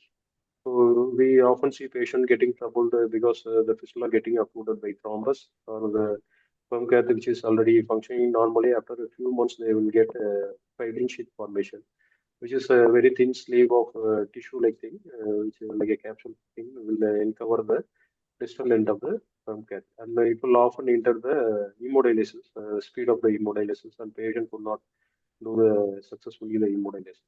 So this thing can be repaired instead of replacement. So anyway, the fistula has to be salvaged. We do a procedure called ultrasound guided pulse spray thrombolysis, where we insert some multiplace in the thrombus segment. Because this catheter directed intervention we have to do in cath lab, and it will be time consuming and also not budget friendly. So this is a needle-directed thrombolysis for fistula thrombus, which is less expensive and can be done in OPD or procedure room itself. So this patient has a left BCF fistula with thrombus, that is acute thrombus. Then we can try to put percutaneous small pain needles of 24 gauge, and we are able to insert the alteplase and heparin combination. And usually it is injected in multiple 3-4 times in the insulin syringe in multiple needles throughout the segment of the thrombus. We have to put them in a serial interval, and we have to inject them. So once the thing is given, the thrombus will get lysed, but not immediately. It will take some few hours. The next day, if you see, it will have the nice opening. This is the thrombus part, and there is a decanalized part, which is treated by the mainly by the needle prick, by the spraying the thrombolysis, and this is done as a OP base. And this is about the fibrin sheath stripping. Usually the perm care patients, CKD patients, they have encountered with the fibrin sheath formation. They're able to see the reflux. It is not working. Antegrade flow is there, but most of the flow is getting obstructed. So the central video here, we are able to see the stripping, where the distal part is held over by the snare and is ugly, and we pull it down so that membrane gets stripped from the catheter, distal end of the catheter, and we are able to release the obstruction. And post-thing, we are able to see a good antegrade flow, and there is absence of reflux. So this signifies how the thing get cleared. Mainly the stripping process, it is repeated 3-4 times, and we are able to achieve a good speed in the hemodialysis. And these are various forms of tunneled catheters, where equine is used for plasmapheresis, bone marrow transplant, PEMCAT, as I told in the previous slides, for the CKD patient hemodialysis, and chemo port for installing chemotherapy, where pouch is chemo port reservoir is kept by creating a pouch in the central thing. Because all these things are tunneled, because this tunneling is done in the anterior chest. Mostly we do on the right side to gain access to the right HIV, or if indication is there, left side we will put. And based on that, the tunneling will prevent the process of catheter-related infection. So that is a long-term basis. These tunnel catheters can be left in the patient. And this is about the chemo port, how the port reservoir looks, and we can pick it under 2,000 of times based on the need, and multiple picks it can sustain. And it will, this port reservoir is kept under the patient chest wall, and it will be not seen, but it can exist for months to years for placement of the for installation of the chemotherapy agent. So in conclusion, this IR procedures, I have shown only few things, mainly addressing how the techniques are the recent advances, and main thing is that it is feasible for most of the procedure. It is least invasive, and it can be tailored according to the need or the clinical outcome. And it has a wide spectrum, starting from guided, simple guided procedure like tapping of a pleural or ascitic tapping, to some of the potentially life-saving conditions. We have wide spectrum of applications regarding the intervention procedure. So once again, I thank the management of Shri Sathya Sai and Radiology Department for giving me this opportunity, and I wish you all a great success in the International Day of Radiology. Thank you.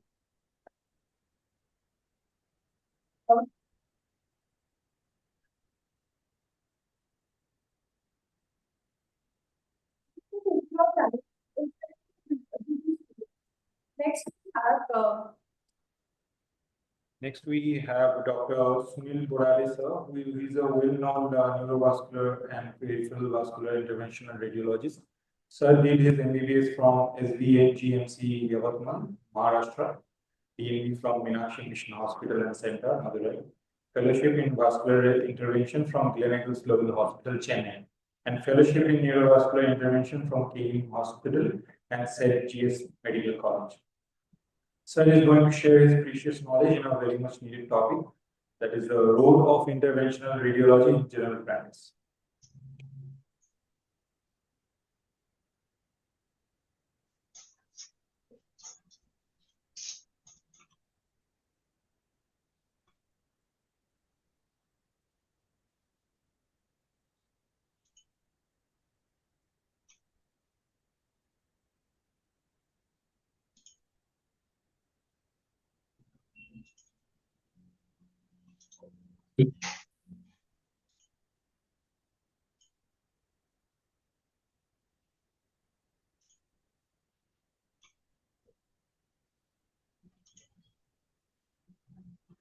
Yeah.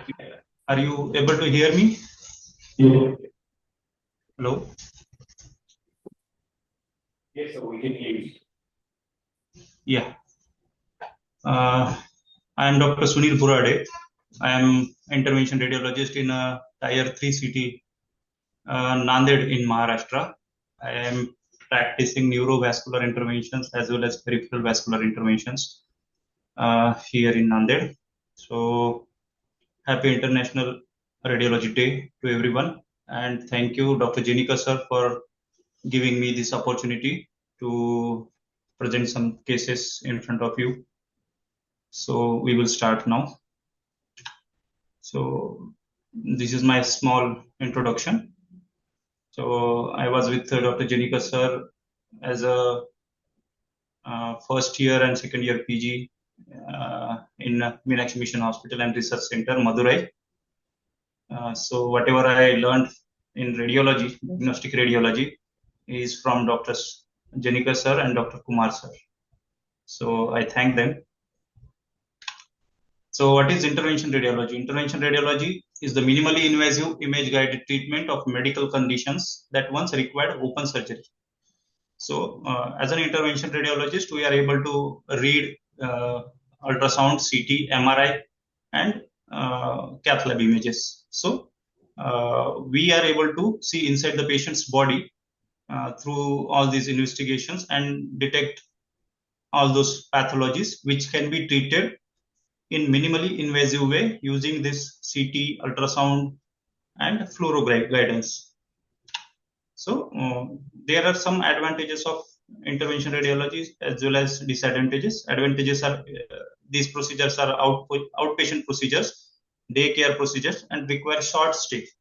These procedures mostly done through local anesthesia, except like neuro procedures, they will need general anesthesia.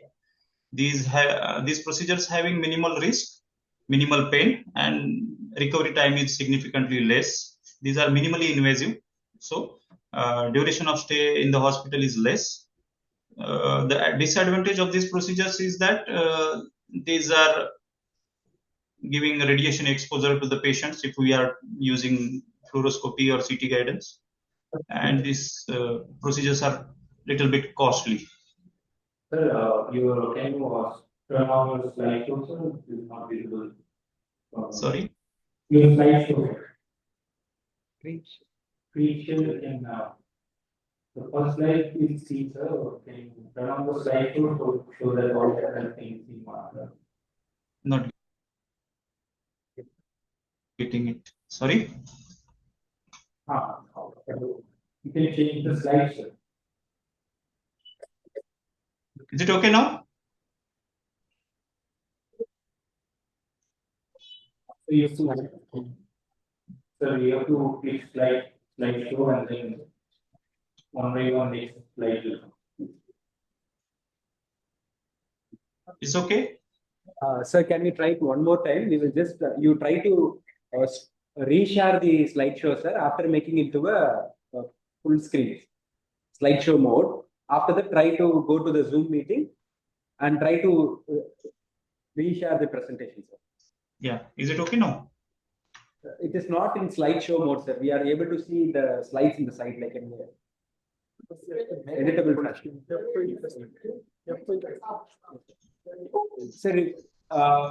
you, is it visible in slideshow mode, sir? Slideshow mode, full screen F5.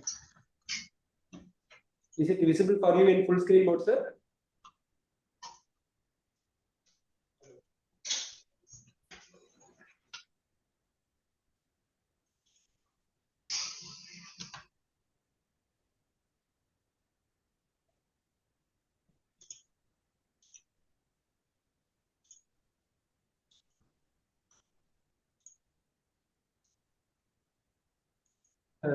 Sir, the simple suggestion is that, sir, in Zoom meeting, when we are sharing the presentation, we can that you can stop sharing and try to reshare it again, sir, so that it will the full slide presentation would be visible for us as well, sir. Thank you, sir. We will try to help you with that, sir. Yes, sir. After making it into a slideshow mode, your PPTX, then you try to click it in screen sharing, sir, and try to click it entire screen. Share entire screen, sir, in Zoom. Yes, sir. Perfect, sir. Thank you, sir. Yeah. Okay. So these procedures. So what organ systems we do deal with? So almost every organ in the body we are dealing with, like liver, kidneys, lungs, intestine, stomach, spine, brain, gallbladder, uterus, legs, spleen, prostate. So what is the basic concept of intervention radiology is this, like we dissolve the blood clots in the blood vessels and reopen the vessels. We do angioplasty of the blood vessels and we open the blocked vessels. So in postpartum hemorrhage and fibroid, we just stop bleeding from the arteries by embolization. By using radiofrequency and microwave ablation, we burn the tumors, and by stenting these vessels, we keep these vessels open. So in peripheral vascular disease, we do angioplasty of the vessels, stenting of the vessels. By that way, we keep these vessels open so that limb is saved. With CT guidance, ultrasound guidance, MR guidance, and fluoroscopy guidance, we will be able to take the biopsy samples from these any tumors in the body, and that will lead to tissue diagnosis. And in case of any pus collection, abscess in the body, we are able to drain this pus or abscess with USG or CT guidance. In brain and in any other part of the body, we can do embolization with coils of these aneurysms. We can stop the blood supply of any tumor or any fibroid, and we'll let the fibroid shrink in size. So other things what we can do in fracture vertebrae, like we can do a vertebroplasty and we can reduce the pain of the patient. Now there is another new procedure called as gastric artery embolization that can reduce the blood supply to the stomach, and that will help the patient for obesity. Okay, benign prostatic hyperplasia, we can do prostatic artery embolization, and minimally invasive way we can reduce the size of the prostate so that patient will not have urinary symptoms. So in DVT patients, we can prevent pulmonary embolism and treat this DVT with inferior vena cava filters. So what we need for the procedures is DSA cath lab. So DSA cath lab will be like this. If this type of DSA cath lab is there, the good images we can achieve, like this brain images. These are the DSA images of the brain of left internal carotid artery. So the work environment will be very good, and we will be able to detect this small type of aneurysms also on brain. So intervention neuroradiology, what we deal with is stroke, that could be hemorrhagic or ischemic stroke, subarachnoid hemorrhage, and intracranial bleeds due to arteriovenous malformations or aneurysms. We can treat dural arteriovenous fistulas, arteriovenous malformations with these procedures. We can do internal carotid artery stenosis, intracranial atherosclerotic disease also, stenting for watershed territory infarcts, vertebral artery stenosis for posterior circulation strokes, carotid cavernous fistula, spinal arteriovenous malformations, spinal AV fistulas. Also, we can treat cerebral venous sinus thrombosis with catheter-directed thrombolysis. We can embolize these carotid body tumors and give the patient to the surgeon to cut it out so that bleeding will be less during the procedure. We can treat recurrent subdural hemorrhages by meningeal artery embolization. So basically, I will speak regarding hyperacute strokes. Hyperacute strokes are acute ischemic strokes. We can use mechanical thrombectomy for clot removal. We have to recognize, be fast, like there will be if patient is having acute ischemic stroke, the following symptoms will be patient presented. There will be loss of balance. There will be double vision in the eyes. There will be deviation of the face. Arms will not be able to, patient will not be able to leave his arms or legs. Speech will be slurred speech. And we have to keep in mind that there is less time with us. Golden period is around 6 hours in anterior circulation stroke and 24 hours in posterior circulation stroke. So when a patient presents with these symptoms, we need to do investigations as early as possible, and we need to select whether the patient will be able for mechanical thrombectomy or not. So stroke is a rapidly developed clinical signs of local disturbance of cerebral function lasting more than 24 hours or leading to death with no apparent cause other than vascular origin. So in this category also, transient ischemic attacks are there where focal neurological dysfunction will be there for less than 24 hours.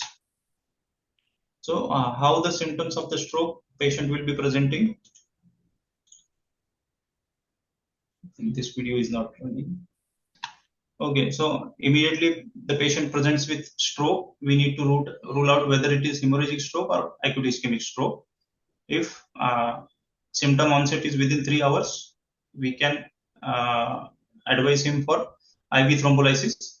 If symptoms are more than 3 to 4 hours, then we need to do CT angio and or MR angio. MR angio will be better as we can find out stroke volume or infarct volume and core also, and whether it is large vessel occlusion, perforator occlusion, we can determine on that whether patient is eligible for mechanical thrombectomy or not. So this is the first case. We did a mechanical thrombectomy for hyperacute. So this was a 35-year male patient. He presented with left upper and lower limb weakness since 4 to 5 hours. Since this is I'm practicing in a tier 3 cities. Everything like CT, MRI, fluoroscopy, DSL lab will not be available in the same setup. We need to do adjustment for all those things. So once the MRI done, we found that the patient is eligible for mechanical thrombectomy. We immediately shifted the patient to the DSA cath lab and we did this angio. On angio, there is complete this occlusion of the right ICA, thrombotic occlusion it was, and we did immediate mechanical thrombectomy, and the flow is restored. This was the thrombus load we were able to remove from the internal carotid artery. So this is the post-procedure MRI, day 1, that was showing small hemorrhage in the caudate nucleus, and MRI angio showing good flow in the right MC. So next procedure is like intracranial aneurysms. We can do endovascular coiling. So many options are there to treat these intracranial aneurysms, like coiling, wave, contour, flow diverters. These other techniques are there to treat this. So this was a 63-year male patient presented with severe headache. CT angio was showing subarachnoid hemorrhage, and we did endovascular coiling of the aneurysm. So this was the aneurysm in right MCA bifurcation. We did coiling for this patient, and this was another patient, 70-year female patient, and that was she was having ruptured anterior communicating artery aneurysm. So this was the ACOM aneurysm. We did coiling for this aneurysm, and we were able to achieve complete occlusion of the aneurysm from the flow. But after check angio, patient, we did check angio after 6 months. The patient showed the regrowth of the aneurysm. Sometimes it will happen, and on the regrowth of the aneurysm, this aneurysm would have ruptured. So we need to secure it again. So we did flow diverter here. We put a flow diverter in A1 segment of left ACA up to A2 segment. So this was the stent. It is not much visible on the fluoro, but on the angiogram, it is showing complete exclusion of this aneurysm from the circulation. So we can use our intervention radiology procedures to prevent future strokes. Like patient if patient is having internal carotid artery stenosis at the origin or within the cervical segment or intracranial segment, patient will have watershed territory infarcts. These patients, we can save them from large stroke or permanent stroke by doing internal carotid artery stenting. So this is the patient, 70-year male patient. He only presented with left eye vision loss in the lateral field of vision. He was a chronic smoker. Ophthalmic examination was normal. We did MRI and MRI showing 95% of stenosis in the left axis origin. We immediately did stenting in this case and restored the flow. Patient was stable and discharged home. So other thing is peripheral vascular disease we deal with. So 57-year male patient, he was a known case of CVA on left side. He had multiple contractures on left side, left upper and lower limb. So, and he had non-healing ulcers, multiple non-healing ulcers in left foot. And he had CVA 10 years back. And he had left common iliac artery stenosis, left common iliac artery stenosis. So we did left common iliac artery stenosis. This ulcers got good circulation to heal, and the result is in front of you. So this is how we do superficial femoral artery stenting. See, this is chronically occluded right superficial femoral artery, no flow or minimal flow in the distal segment through the collaterals. We did angioplasty here with balloon, and then we deployed a vasculomimetic stent. This is the Supera stent that we deployed in SFA for recanalization.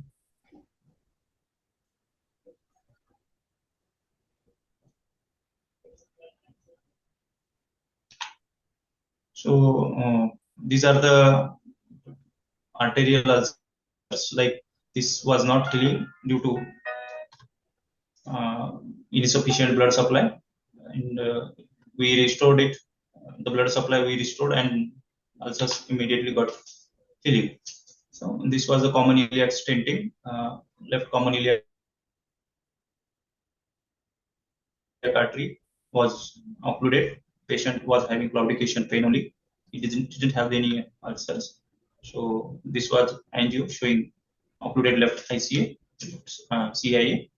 So we did a kissing balloon angioplasty and stenting in this patient. Immediately patient got relief of claudication pain. So this is the most emergent condition in peripheral vascular disease. Acutely thrombosed popliteal artery. We did catheter directed thrombolysis as well as thromboaspiration. We were able to achieve normal vessel after this. And these are the changes. First, patient was getting this blackish discoloration, gangrenous, pre-gangrenous changes in the two fingers. Immediately after restoring the flow, the color had changed, and we were able to save the fingers and limb. This is another case of acute thrombosis. This lady is a known case of breast CA. and severe resting pain and color changes in the foot and finger. We did a catheter-directed thrombolysis with mechanical thromboaspiration, and we were able to save the limb. Small discoloration was there. This finger was amputated later on due to infection. This was a chronic non-healing ulcer due to disease, atherosclerotic disease in the tibial vessels. We did tibial angioplasty, and this got healed after that. So, subclavian artery stenting patients will present with blackish discoloration in the fingers, and we can do angioplasty stenting in these type of patients to restore the blood flow to the fingers. So this was the patient with blackish discoloration of fingers. This was completely misoccluded origin of subclavian artery, just proximal to left vertebral. We did angioplasty and stenting and restored the flow. This was a 17-year male patient. He had a trauma, and because of trauma, he had dissection in the left main renal artery. He had three renal arteries on the left side. Out of that, the lower one was occluded here. The middle was showing dissection, and upper one was normal. And so patient had developed infection in the renal parenchyma. So we did primary stenting in this middle renal artery and restored the flow. Endovascular coiling for left renal artery aneurysm. This was actually post PCN patient. He had urologist had done PCN in this patient, and he had a acute hematuria because of this aneurysm. It was bleeding inside the pelvic LECL system. We did CT and CT angio. It was showing aneurysm here. Immediately we took the patient for endovascular coiling. Actually, we did glue embolization in this patient, as patient was not affordable for the coiling. So we injected the glue here, and this aneurysm was excluded of the flow.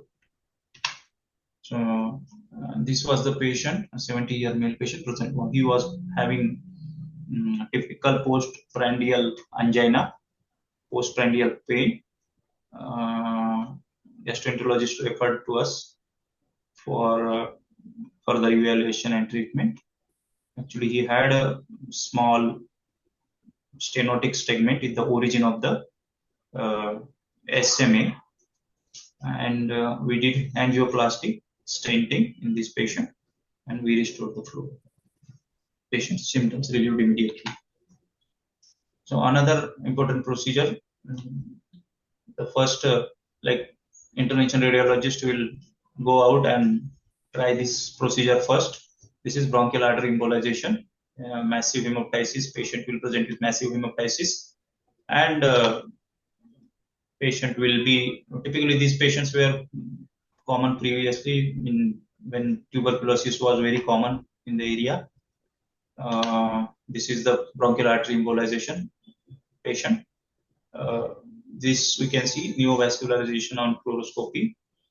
We did embolization with gelfumam PVA particles. Post procedure, there is no neovascularity or new vessels here. So another conditions we can treat in this slow flow venous malformations. So we can do sclerotherapy for these patients. Sclerotherapy with bleomycin or sodium tetradecyl will help this blood pouches to shrunken. Most up to 70 to 80% results we can give. The cystic hygroma, we can UAG guided, we can aspirate the fluid and we can inject the bleomycin. So hemangiomas also are like treatable. These patients will present with progressive swelling. This swelling will reduce after 9 years. Up to 9 years, they will increase in size. By that time, we can give them propranolol in their according to their weight, and we can see them shrinking very nicely. So this type of patient, they will not need any intervention in the early phases, but the tumor is increasing after 9 years, then we can treat them with embolization. So another procedure is transarterial chemoembolization, where SCC is embolized with drug-eluting beads or lipiodol and doxorubicin. So another these are the bread and butters for intervention radiologists in our area. Varicose veins. So varicose veins are divided into 6 stages. Almost from third and fourth stages. These are treatable. First, second stages we can conserve, or we can wait for with stockings. So these are the few of the treated cases at our clinic. This is a stage 5 CAP, stage 5 varicose veins treated with laser ablation, endovenous laser ablation. We can see nice improvement in the ulcer. These patients are like mostly having standing jobs. This was a cook in hotel, and he was suffering from varicose veins ulcers, treated with endovenous laser ablation, and ulcers healed very nicely in 1 month. So these are the type of varicose ulcers those will present to clinic. So this is stage 2-3 cases. We can see the results. This was a non-healing ulcer, very deep in depth, and it was treated with endovenous laser ablation. Now ulcer is healing. So, and these are the patients who presented immediately with blackish discoloration. If these patients present with immediate period or early stages, we can achieve almost 80 to 90% of reduction in the skin color also. So this is another procedure, percutaneous transhepatic biliary drainage, that is done to relieve the cholestasis in patients. Bilirubin level is normal, his CBC levels are normal. We can stent these patients and we can relieve his jaundice. We can see the stent in this CBD.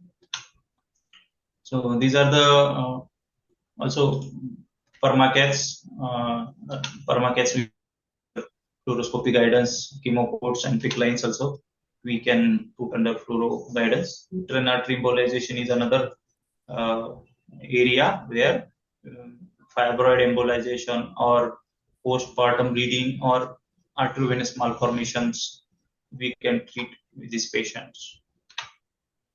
They will have a nice improvement and no need of open laparotomy or laparoscopy or cuts or scars. This is a like hospital stay also will be less in this type of patients. This was a osteoid osteoma that was treated with RF ablation. Patient had a night pain which was not relieved with pain, and we treat with RF ablation, CT guided, and patient next day itself patient had pain relief. This was small burn and that happened due to RF ablation. Another area, another number of cases of this disease are very common in the deep vein thrombosis have to be treated on immediate basis, as acute thrombus is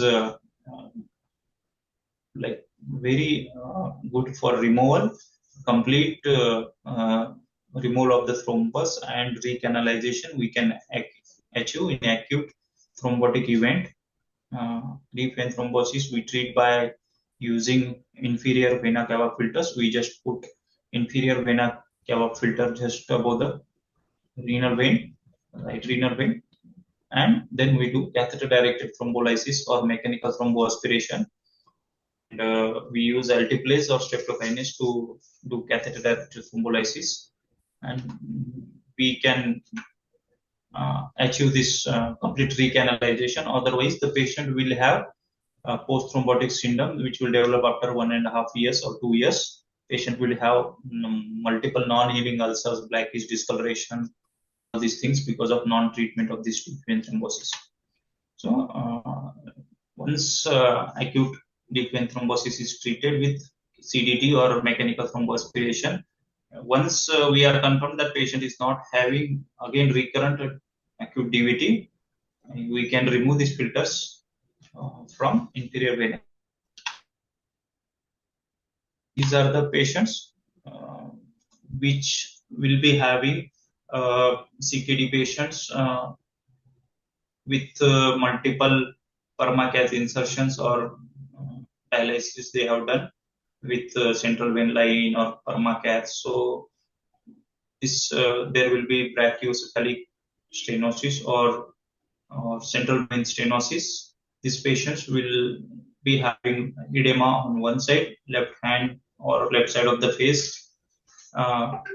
Once we relieve this with balloon venoplasty or stenting, their edema will come down nicely. Patient will be improved edema in the left upper limb face. They will also have decreased breathlessness.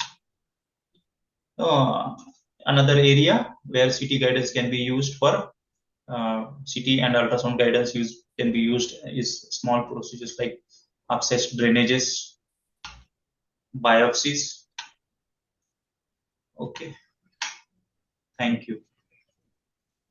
Thank you, Jerika sir, for the opportunity to speak in front of you. Thank you. So, I'd like to invite questions for this topic.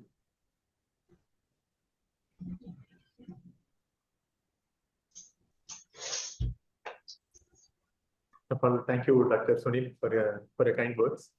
From the bottom of my heart, I would like to thank Dr. Kumar sir and Dr. Sunil for immediately accepting our invitation to give a talk on International Day of Radiology. And it's not going to end here. Under the guidance of our Honorable Vice Chancellor sir and Dean sir, we are planning to have to conduct more such programs in the near future. And we request both of you to be part of those programs in the near future too. Thank you. Thank you so much.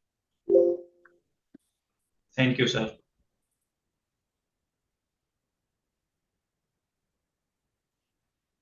To celebrate today, I request everyone to come forward for cake cutting celebration.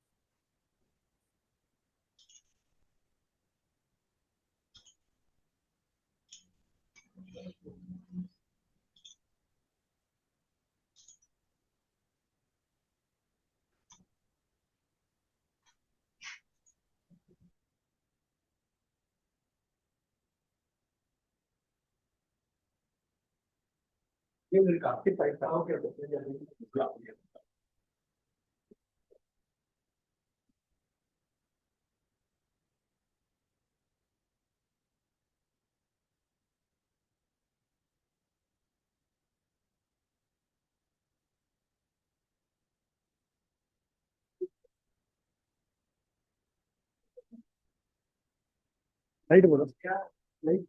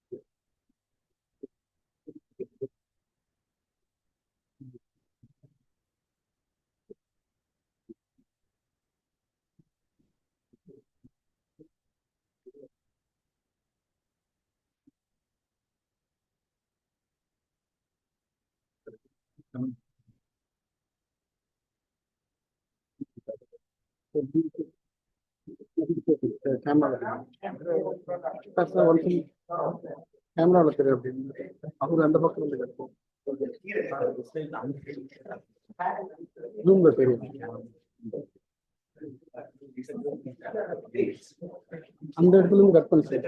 அந்த சைடுல இருந்து அப்பதான் zoom வச்சு.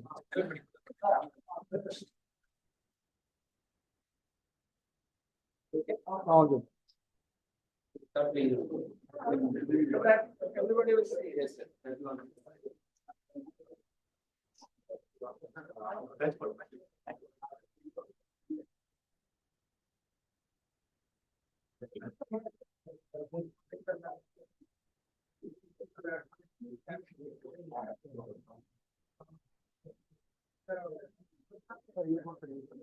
కొంచెం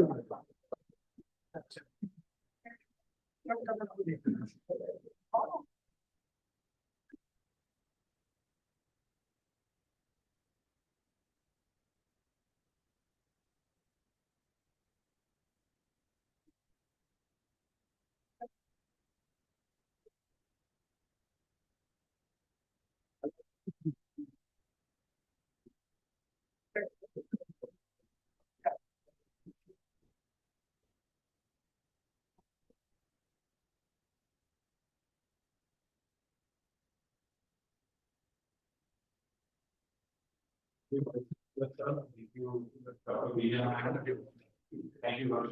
Sir.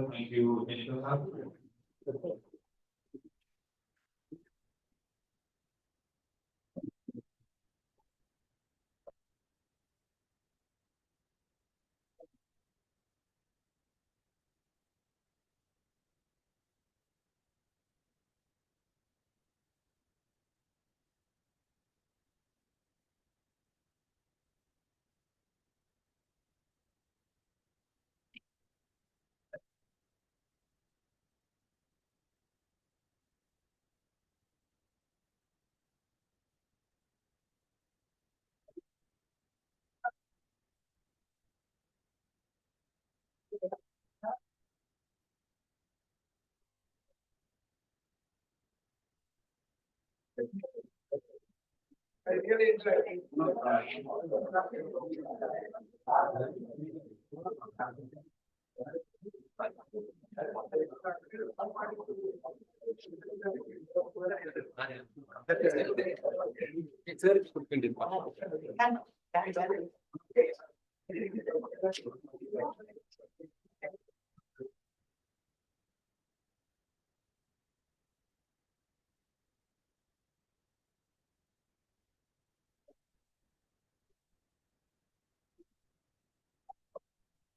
This is another small program from my department.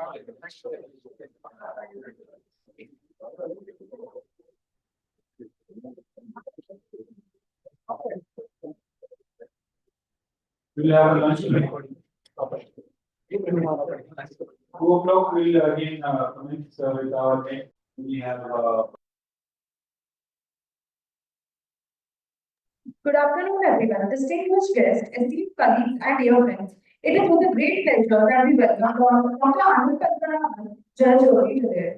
Dr. Anand is a urologist.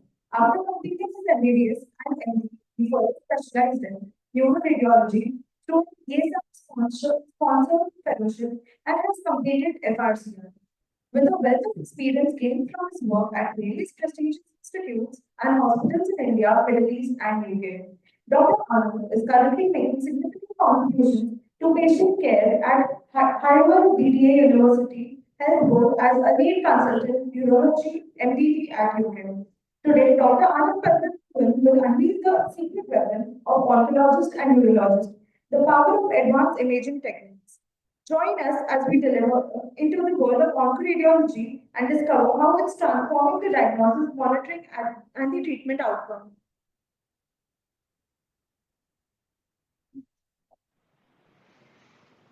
Hi, very good morning. I'm Dr. Anandapadmanabhan Jayajothi, one of the consultant radiologists working in Havalda University Health Board, Swansea, NHS UK. I'm one of the lead consultant radiologists involved in prostate MDT and reporting services. So today we are going to have a look at one of the prime important urologist weapon in illuminating the shadow, the secret behind prostate.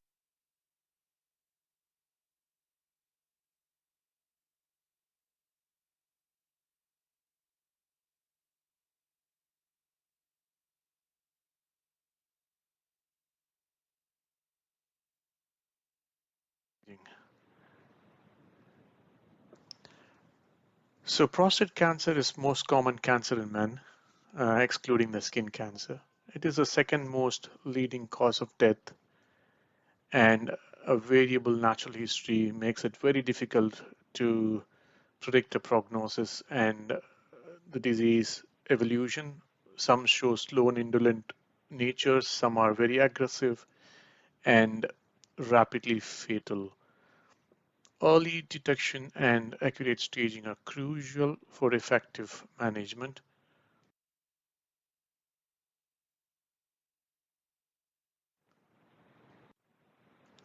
MRI plays a vital role in prostate cancer diagnosis and management.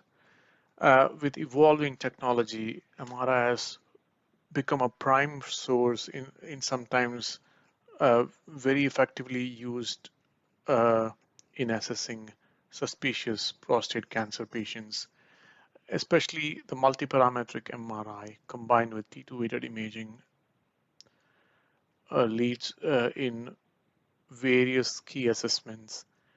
There is improved detections of clinically significant cancer, there is increased confidence in excluding benign disease, and there is a significant reduction in unnecessary biopsies and treatment.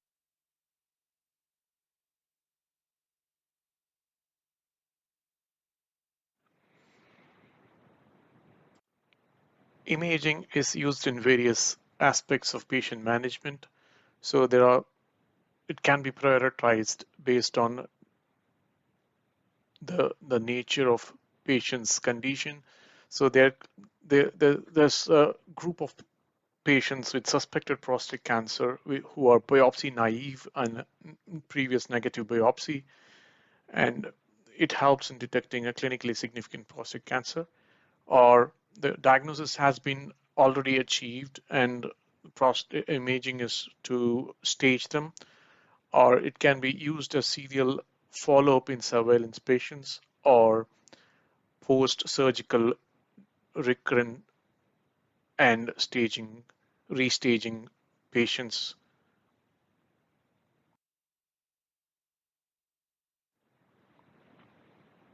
So before we going on to further assessment of how MRI prostate imaging is done and how reporting is categorized, we will shortly go through the evolution of prostate MRI.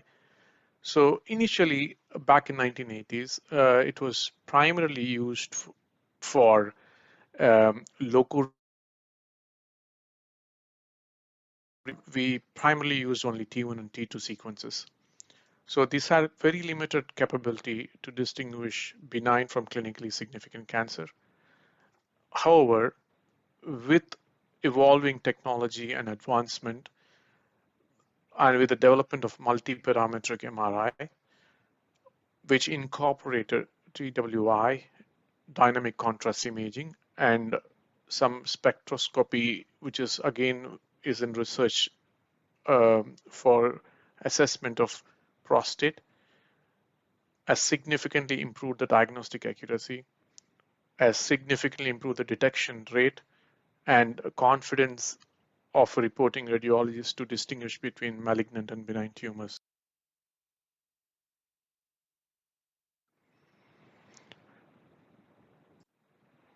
This has subsequently led to loco-regional staging, tumor detection, localizing the tumor, further characterizing the tumor, risk stratifying the patients, surveillance, suspected recurrence, and imaging guidance, especially in terms of biopsy. And now further fusion imaging with ultrasound is also used.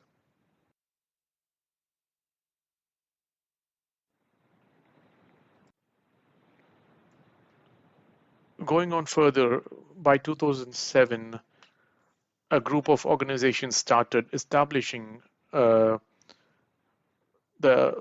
importance of prostate imaging in clinical practice. So unfortunately, there was a excessive variation in performance, interpretation, and reporting of prostate MRI examination across the hospitals and countries, and there were no standardization, and the consistency was totally different between each. So the communication language was totally different, and people were speaking at different levels, which made standardization very difficult. Following which, in 2012, ESUR had drafted a guidelines, including a scoring system for prostate, which was called as Prostate Imaging Reporting and Data System version 1, which has been validated in certain clinical research scenarios. Now, in an effort to make PIRADS more standardized and globally acceptable, the ACR and ESR combined together with the initial organization to establish a steering committee, which then gave PIRADS version 2. PIRADS version 2 had its own limitation, which led to PIRADS version 2.1 in 2019. They were inter-observer agreement was good to moderate. Number of specific assessment criteria were identified that required clarification or adjustment. Technical issues concerning the acquisition of multiparametric MRI data had to be updated and refined.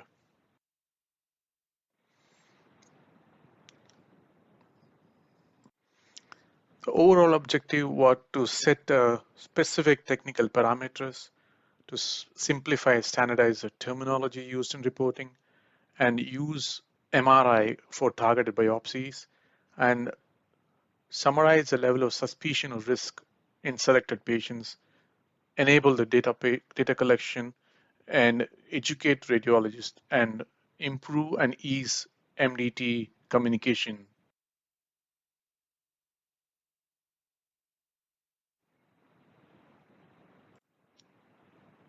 But this had its limitations as well. So PIRADS version 2.1 is not used for detection or suspected recurrent prostate cancer following therapy, or progression of cancer during surveillance, or evaluation of other parts of the body which are involved in prostate cancer, or it does not prescribe optimal technical parameters across the machine range.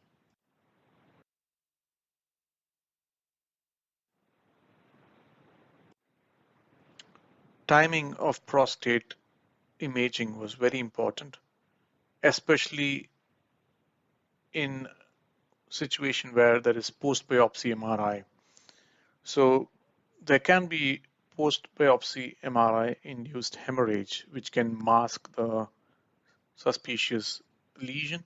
Hence, a time gap of at least 6 to 8 weeks or longer should be given between the biopsy and MRI. There is no standard consensus in patient preparation. Ideally, some of our centers use antispasmodics, including glucagon, scopolamine. Can be beneficial in some patients, however, it's not necessary always, and it causes incremental in cost and potential. Sometimes adverse drug reaction should also be taken into consideration. Some of our centers use minimal preparation enema. However, enema by itself promotes peristalsis, resulting in motion artifact in some instances. But it's of good use, especially to unload the content in the rectum, which significantly reduces artifact.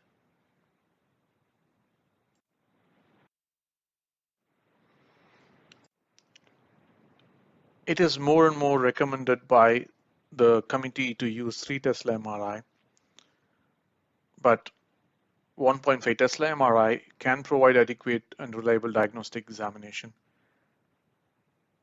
Unfortunately, the validation is based on using 3 and 1.5 Tesla, and we don't have records and data for imaging which is done below this strength.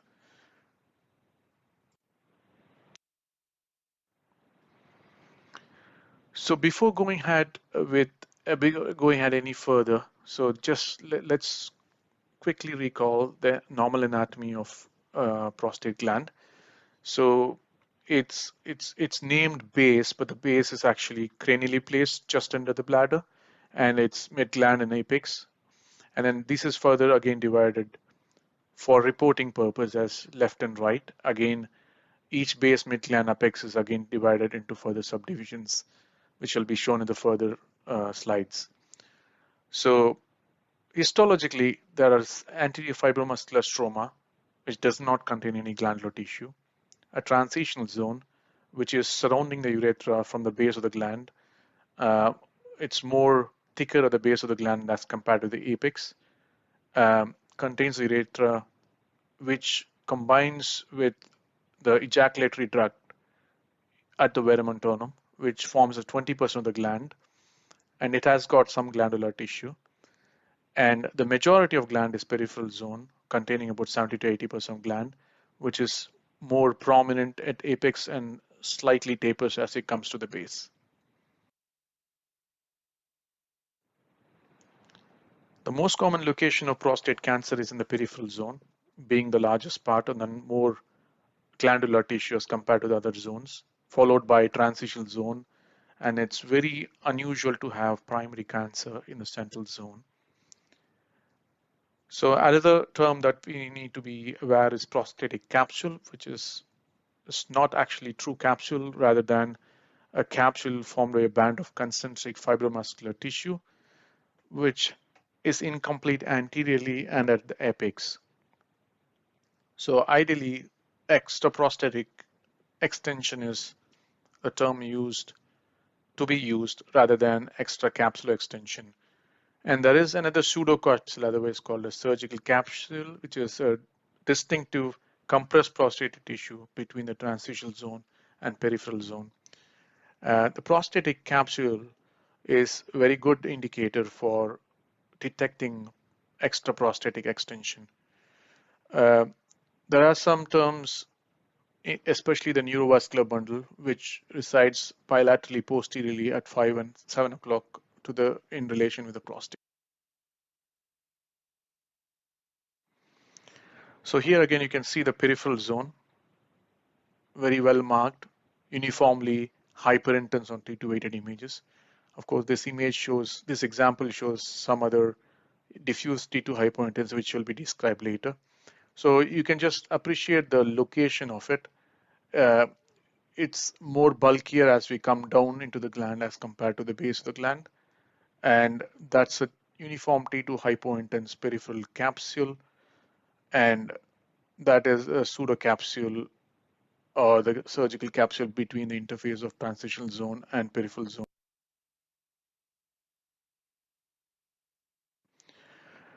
Transitional zone is centered, as you can see on sagittal imaging, across and surrounding the prostatic urethra, which is this region. That's a urethra, and tapers down as we go towards the apex. And you can see the distinction between transitional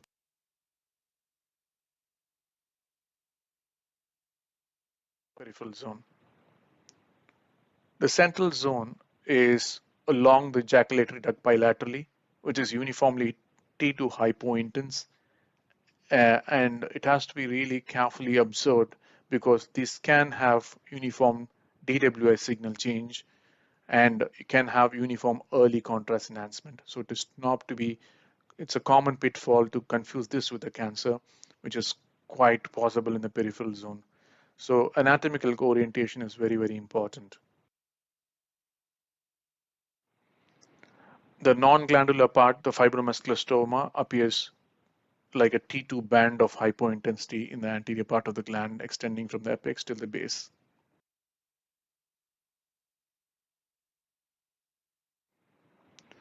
So as we had described before, it's again divided into 38 prostatic sectors, 2 seminal vessel sectors and a sector for the urethric sphincter. Ideally, a report localization should include one of these.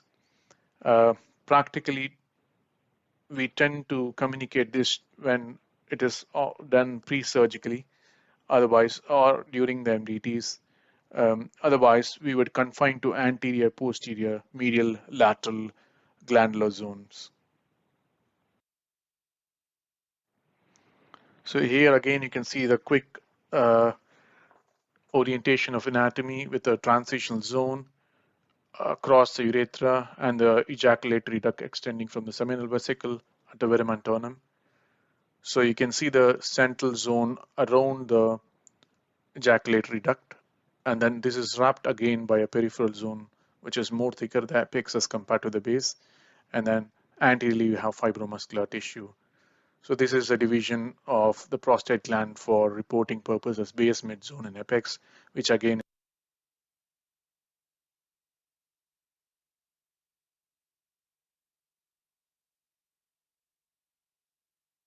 into. So system of classification, PIRADS 2.1 for assessment is mostly to detect clinically significant cancer. So unfortunately, there is no universal agreement on definition of clinically significant prostate cancer. However, a multiparametric MRI is able to detect intermediate to high-grade cancers with volume of approximately less than 5 mm.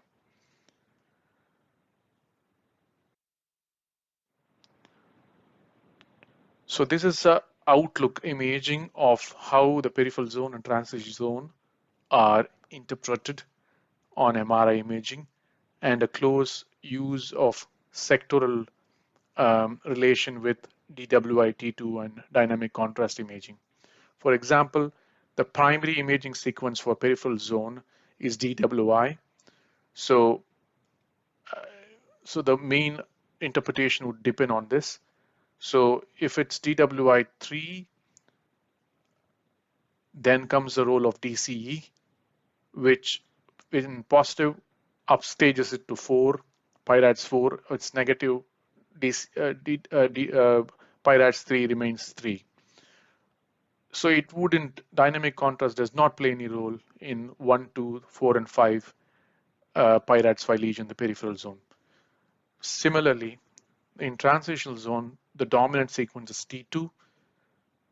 So see here as well, the dynamic and DWI imaging do not play any significant primary role in 1, 4, and 5. Only in 2 and 3, when you have DWI scores of 3, 4, or 5, it can be usually upstaged from 2 to 3 or 3 to 4. So that's a compact image which shows what you need to understand and look at peripheral zone and transitional zone. You don't need to worry anything on the peripheral zone which is beyond less than 3 or beyond 3. Only when it is indeterminate lesion, we need to use the help of DCE, which will upstage or keep it similar stage at PIRADS 3.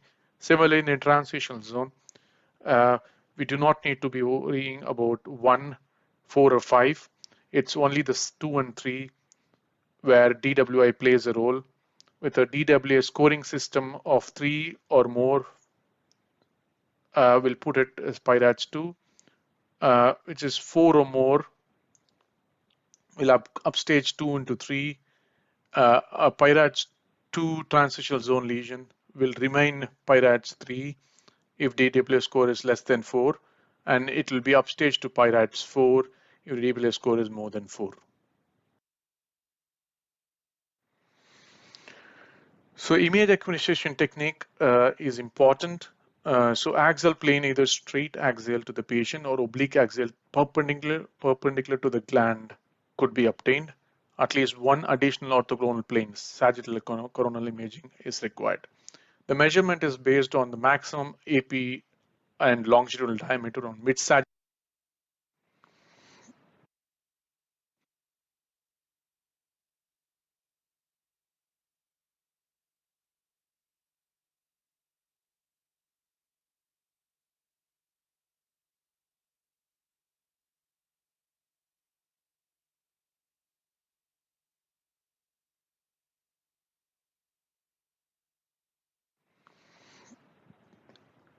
ADC map calculation should be set at low value at 0, an optional additional B value of 100 to 1000. A very high B value is mandatory of more than 1400. And DC examination and temporal resolution 15 seconds between the scan, and preferably 3D T1 volumetric GR imaging used.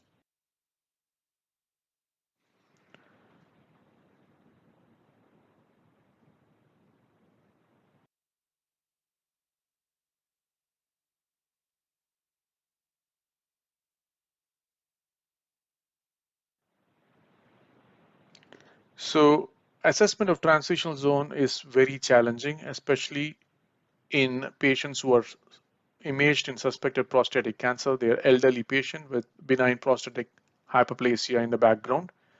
The shape and margin features of transitional zone should be assessed in at least 2 planes on T2 weighted imaging. And anything standing out from the background has to be scored.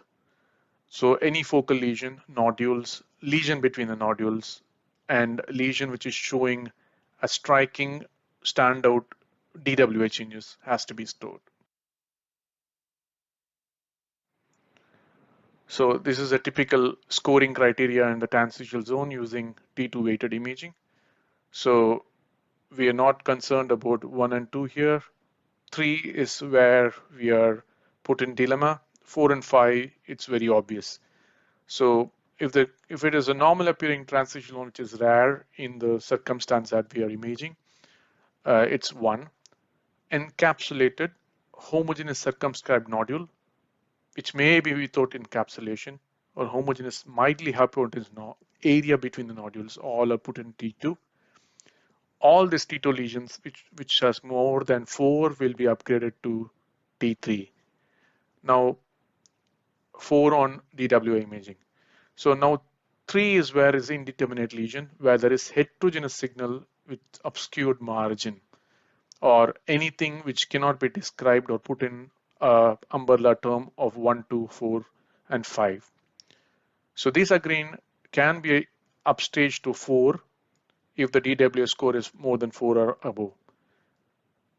So if there is a lenticular, non-circumscribed, homogeneous, smoothly hypointense lesion less than 1.5 centimeter in dimension, it's P4, or if it is more than 1.5 centimeter with definitive extraprostatic extension or invasive behavior, it's P5.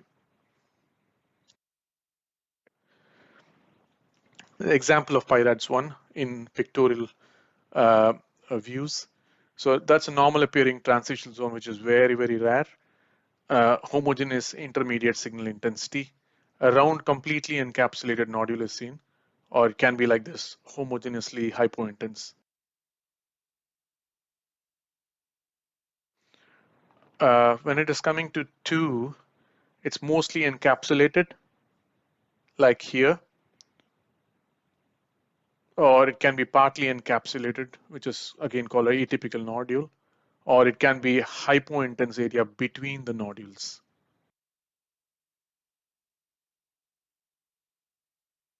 The DWA imaging, which we'll see in later slides. So PIRATS 4 and 5 are non-circumscribed, lenticular, homogeneous, moderately hypointense area, which is strikingly different from the background of organized chaos.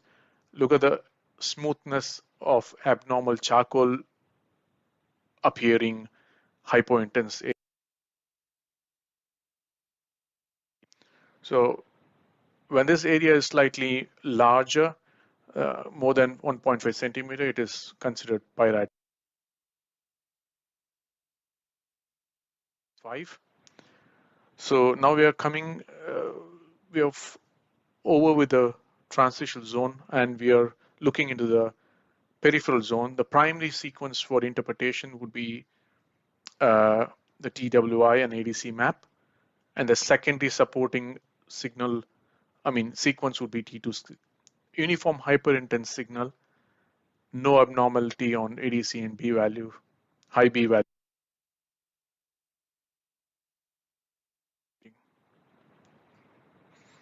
Linear wedge-shaped or diffuse mild hypointense, usually indistinct margin, like how you see here, is observed on T2 weighted imaging, which corresponds to linear wedge-shaped hypointense area on ADC and DWI, is considered PIRATS 2.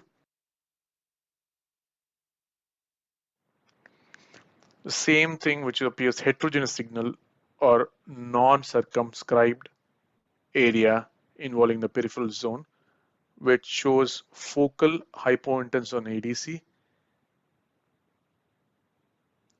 or focal hyperintensity on B value imaging, maybe markedly hypointense on ADC or markedly hyperintense on B value, but not.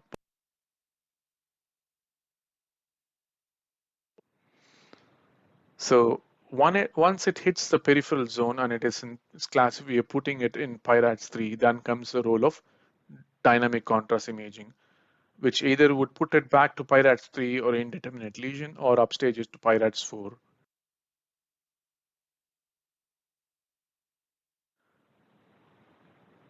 So if you have a focal early then or contemporaneous with enhancement of adjacent normal prostatic tissue, as you can see here, and corresponds to suspicious finding on T2 weighted imaging, that would represent a positive TCE.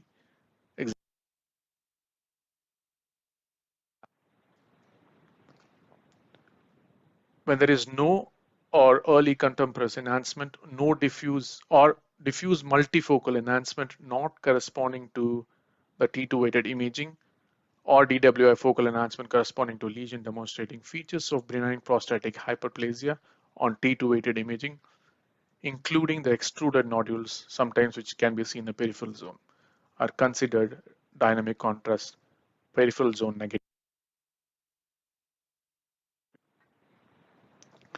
PIRATS 5 is quite straightforward when you have a circumscribed homogeneous moderate hypointense focus or mass confined to the prostate on T2 weighted, which appears markedly hyperintense on DWI and hypointense on ADC.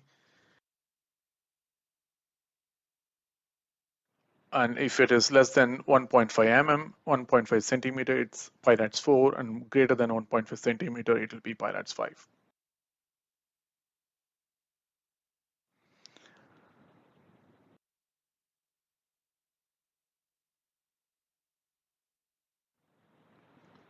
So this is the DWA scoring system will come into play when we are dealing with transitional zone scoring of PIRATS 3. If you have a focal hypointense area, which is discrete and different from the background, a hypointense on ADC, a focal hyperintense on B value, but not both, that is DWI3. In sense, you have here hypointensity, but there is a subtle hyperintensity, not striking hyperintensity, that is DWI scoring 3. 1.5 centimeter being PIRATS 5 and DWS score of 5, less than 1.5 centimeter, DWS scoring of 4.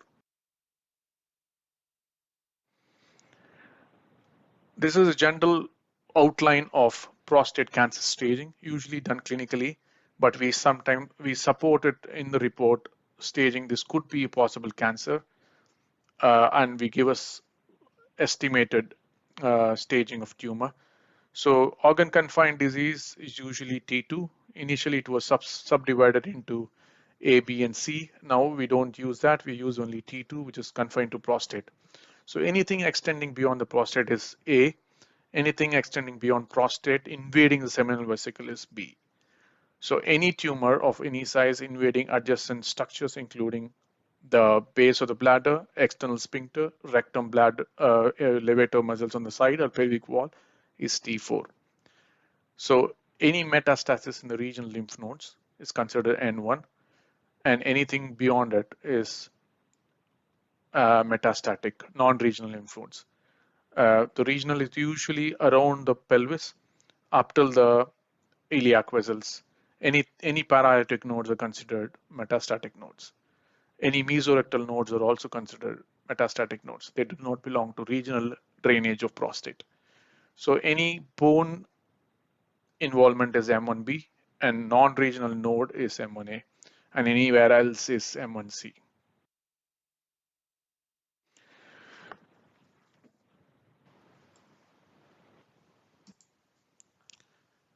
This is an example for a patient presented with increased frequency and pressure on the bladder, urine dip positive, and urinary tract symptoms positive.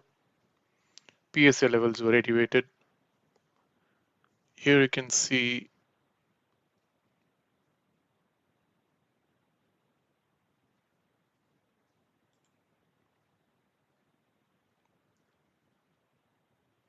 enlarged prostate gland with well-defined transitional zone, the pseudocapsule, and the capsule, so-called capsule of the prostate. You can see linear strands of hypointensity on T2 weighted imaging with areas of diffuse T2 signal. However, these areas appear to show a uniform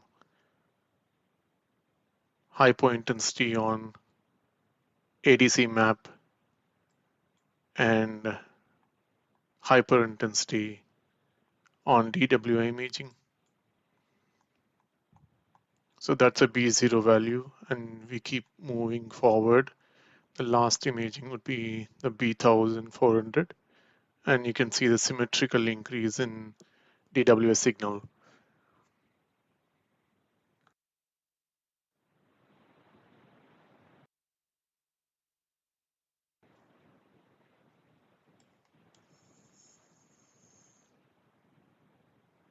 This is an example of another patient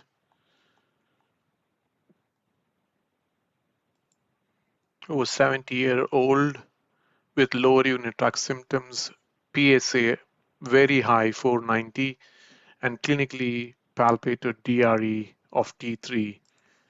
You can observe, unfortunately, this gentleman had extensive tumor infiltrating the entire gland.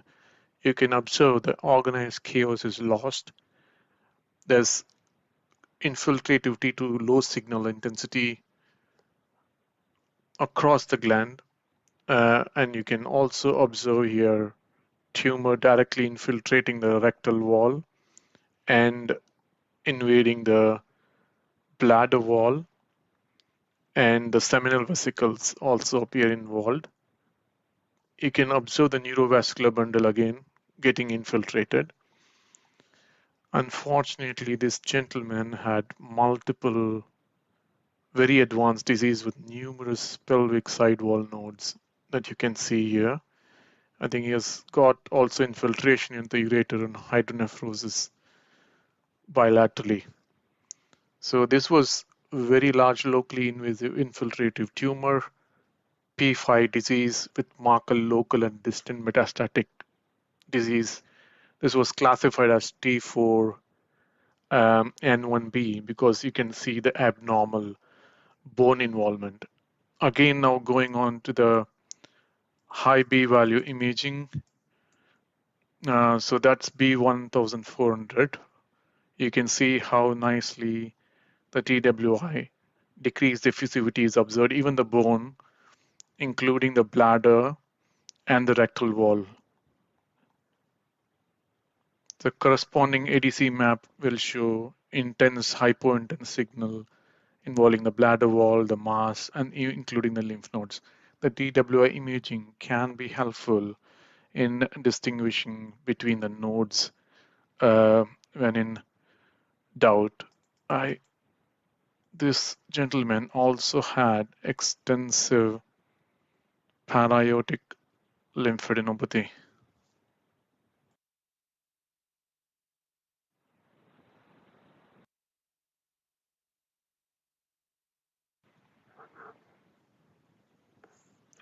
This patient is the next example, who is a relatively elderly gentleman with 82 years with elevated PSA about 12 and digital rectal examination showing an enlarged prostate.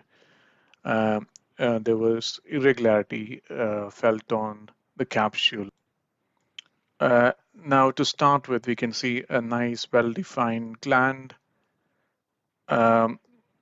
which shows the pseudocapsule differentiating between the transitional zone hyperplasia, that's a central urethra, and you can see the peripheral gland across the prostate gland, more towards the apex than the base. So you can see the mild dehydration involving one of the seminal vesicle, and you can see the ejaculatory duct and the central gland here. So here the transitional gland is enlarged and there is asymmetrically slightly compressed peripheral zone. You can again see that PIRATS 2 kind of linear and homogeneous T2 hypointensity in the peripheral zone, and multiple organized chaos appearing hyperplastic nodules, which are partly well encapsulated, partly capsulated areas. And one particular area is this one, which is kind of a lenticular between the capsule, which appears homogeneously hypointense. On ADC map, it appears to show subtle hypointensity, which on high B value, B1400 imaging shows no or equivocal signal change. So this is DWI 3 scoring of a PIRATS 2 T2 lesion. So it was finally reported as PIRATS 3 with intermediate probability of clinically significant cancer.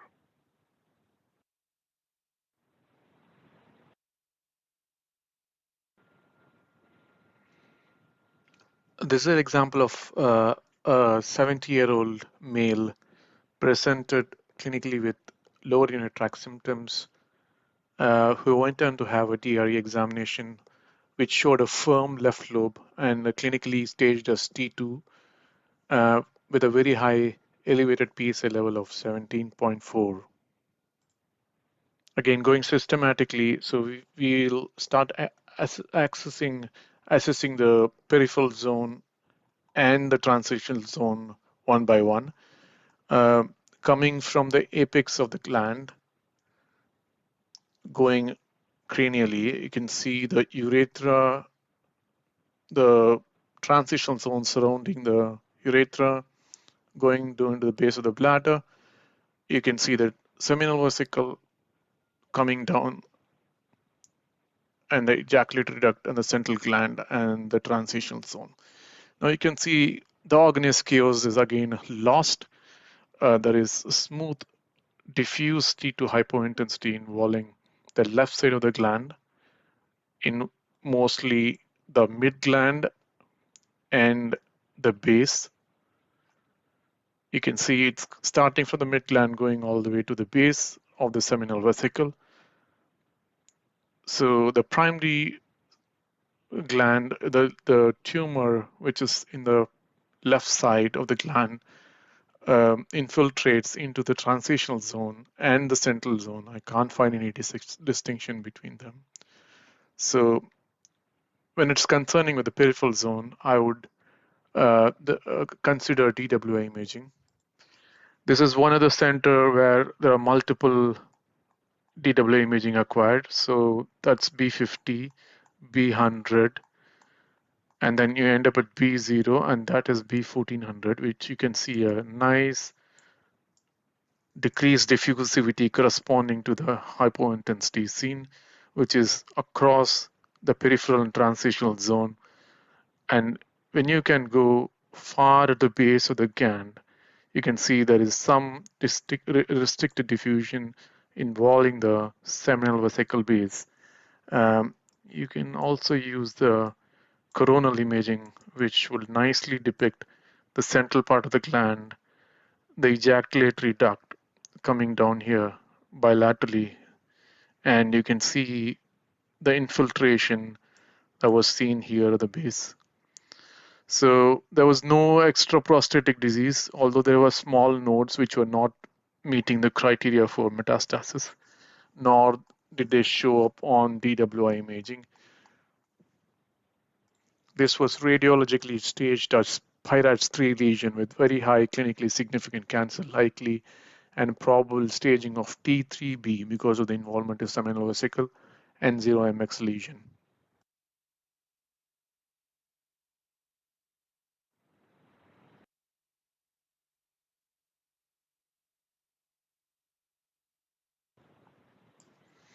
This is another example of 64-year-old gentleman presenting with lower urinary tract symptoms.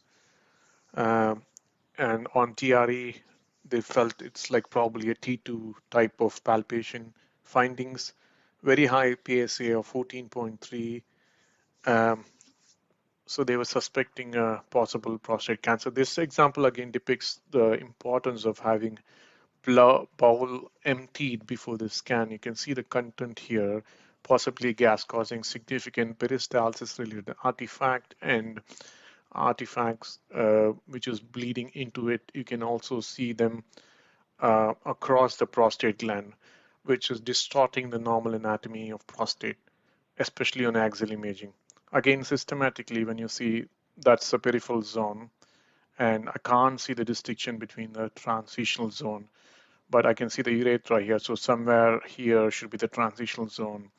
Again, going cranially, I can't make out the seminal vesicle clearly.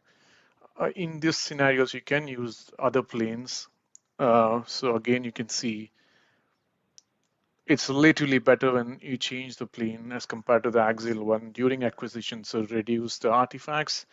So now you can see the peripheral zone, transitional zone, and the central gland, and relatively dehydrated seminal vesicles bilaterally. So going back to the axial scan, you can see now you can spot the abnormality almost involving the entire gland, unfortunately. And you can also see that it's extending into the left seminal vesicle. Now let's use the help of the ADC map, which shows severe decreased diffusivity involving these areas. And the point to be noted here is, so when you use the high B value imaging, you can use to even pick out the early neurovascular bundle infiltration that was seen over here. So you can use the sagittal imaging as well. Yeah, so that's a seminal vesicle, which is again getting involved, and the neurovascular bundle, which appears tubular and getting to show TWS signal. So this was further staged as T3B, and unfortunately, this gentleman also had extensive involvement of pelvic nodes. I think it was there. Yeah. So you can see multiple pelvic nodes which were abnormal. Um,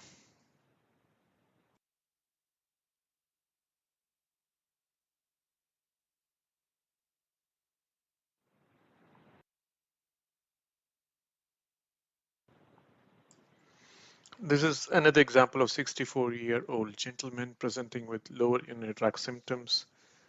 And on TRE, they felt it's like probably a T2 type of palpation findings, very high PSA of 14.3.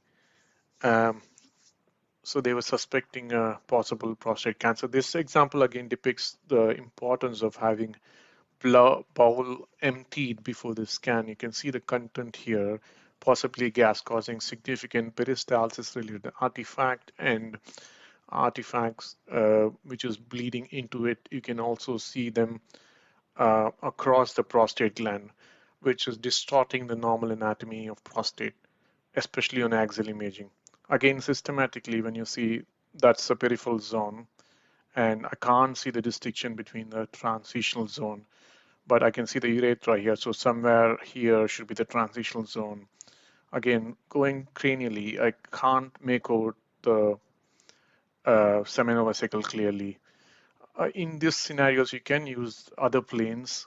So again, you can see it's relatively better when you change the plane as compared to the axial one during acquisition, so reduce the artifacts. So now you can see the peripheral zone, transitional zone, and the central gland, and relatively dehydrated seminal vesicles bilaterally. So going back to the axial scan, you can see now you can spot the abnormality almost involving the entire gland, unfortunately. And you can also see that it's extending into the left seminal vesicle. Now let's use the help of the ADC map, which shows severe decreased diffusivity involving these areas. And the point to be noted here is, so when you use the high B value imaging, you can use to even pick out the early neurovascular bundle infiltration that was seen over here. So you can use the sagittal imaging as well. Yeah, so that's a seminal vesicle, which is again getting involved, and the neurovascular bundle, which appears tubular and getting to show TWS signal. So this was further staged as T3B, and unfortunately, this gentleman also had extensive involvement of pelvic nodes. I think it was there. Yeah. So you can see multiple pelvic nodes which were abnormal.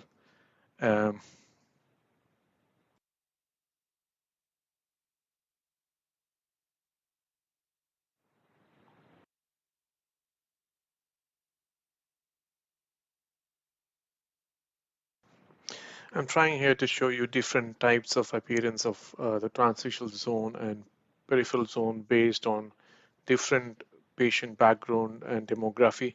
This again shows a 64-year-old individual who presented with lower urinary tract symptoms and benign feeling prostate on DRE examination. However, he had very high PSA levels. Now, again, you can see here, we can systematically start interpreting it from the apex of the gland. We can use two of the planes to localize a lesion. So you can see the large prostate invaginating into the bladder, and straight away you can see the organized chaos is disrupted by this smooth charcoal appearing homogeneous focal T2 hypointensity involving the left peripheral zone at the mid gland apex and further extending all the way till the almost till the base of the gland. Similarly, you can see another lesion which is like partly encapsulated, almost in keeping with this earlier lesion involving the transitional zone.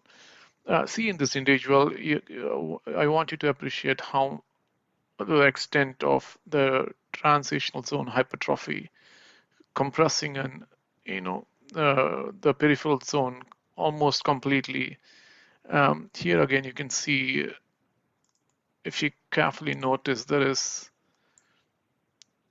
so there's large surface contact with the capsule and there is a capsular irregularity, and that's a neurovascular bundle which is getting infiltrated. So going on quickly to use the ADC map, you can see this lesion appears to show strong decreased diffusivity, which on high B value imaging appears lit up. Again, yeah, you can see similar smaller lesions involving the right peripheral zone and multiple other nodules, which is lighting up on the ADC map, which possibly represents P3 nodules, and this also appeared to be a P4 nodule. So on the whole, this was reported to be the early T3A with extracapsular involvement N0MX. The patient did not have any extraprostatic disease.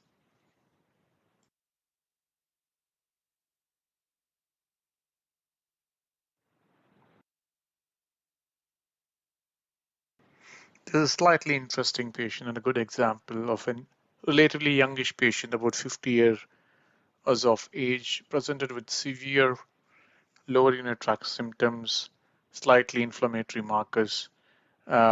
Palpation was unremarkable with slightly enlarged prostate. And this was a pre-biopsy MRI scan.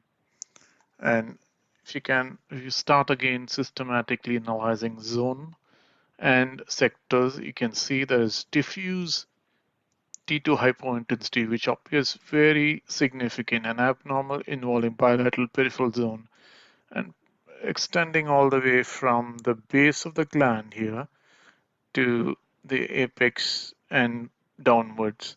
You can see the central gland again here, which is with the ejaculatory duct joining into the urethra and around this area. Otherwise, the capsule appears intact, no convincing extracapsular extension. Semivesicle appears relatively hyperintense. Now, now we have fixed the lesion mostly into the peripheral zone, which looks abnormal. The transitional zone also appears slightly abnormal, but you can see the organized chaos. You can see most of them looks encapsulated rather than random. And then let's use the help of the TWI imaging, which shows a very interesting finding. You do not find any focal area of abnormal DWI. Most of the prostate examination again has to be given this importance that you pick up a lesion which has to be standing out from the rest of the lesion. So you can see diffuse uniform DWI signal and ADC map not showing anything which is lighting up. And I want to show you an example of post-contrast imaging, which we do sequentially. So that's the first pre-contrast sequence as a baseline. And then we dynamically follow that with a 15-second gap, and then you can see now. So how do you recognize the post-contrast imaging? Ideally, to look at the iliac vessels. So that's the earliest phase I can see. There's no enhancement, no early enhancement. So I would pick about 1 or 2 sequences following which this sequence, now you can see how nicely there is early enhancement, which is in keeping with the iliac vessels. Unfortunately, this is the reason of DCE playing a very less important role when DWI imaging are good. I mean, T2 imaging are good. You can see nice early arterial phase, and then there is contemporaneous uniform enhancement of peripheral zone as well as central zone. This turned out to be PIRATS 2, and it was biopsy showed inflammatory changes.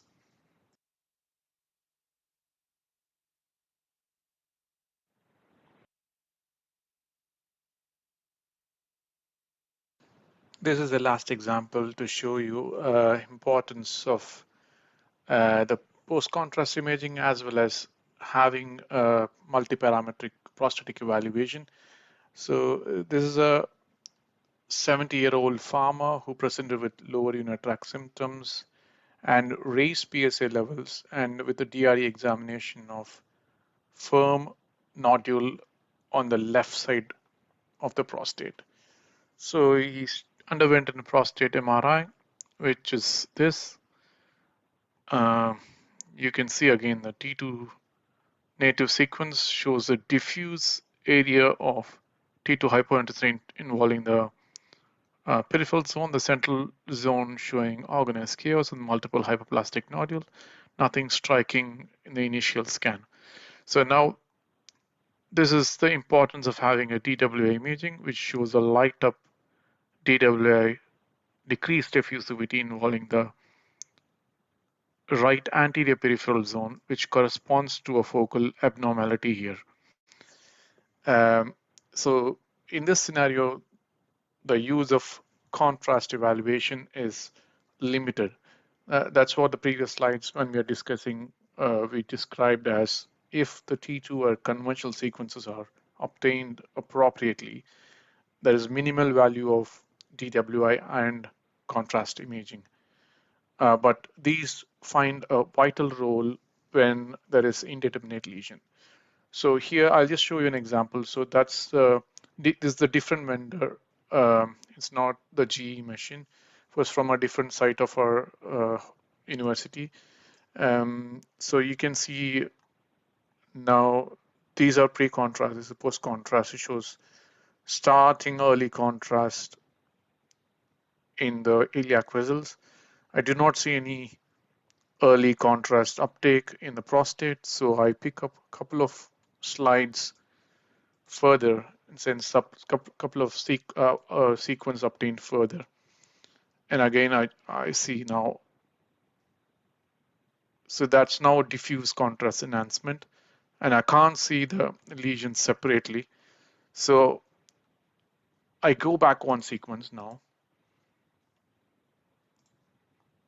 When you go back one sequence, you can see there is early contrast in the transitional zone as well as early contrast in the lesion of area of interest in the peripheral zone.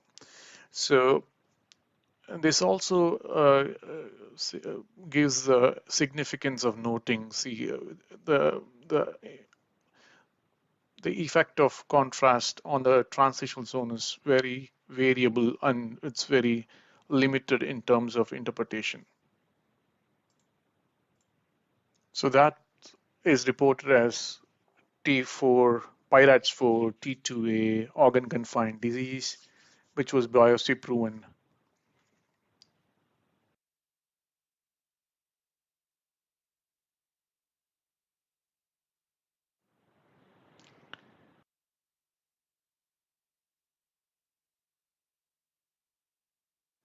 Thank you for your patience and listening.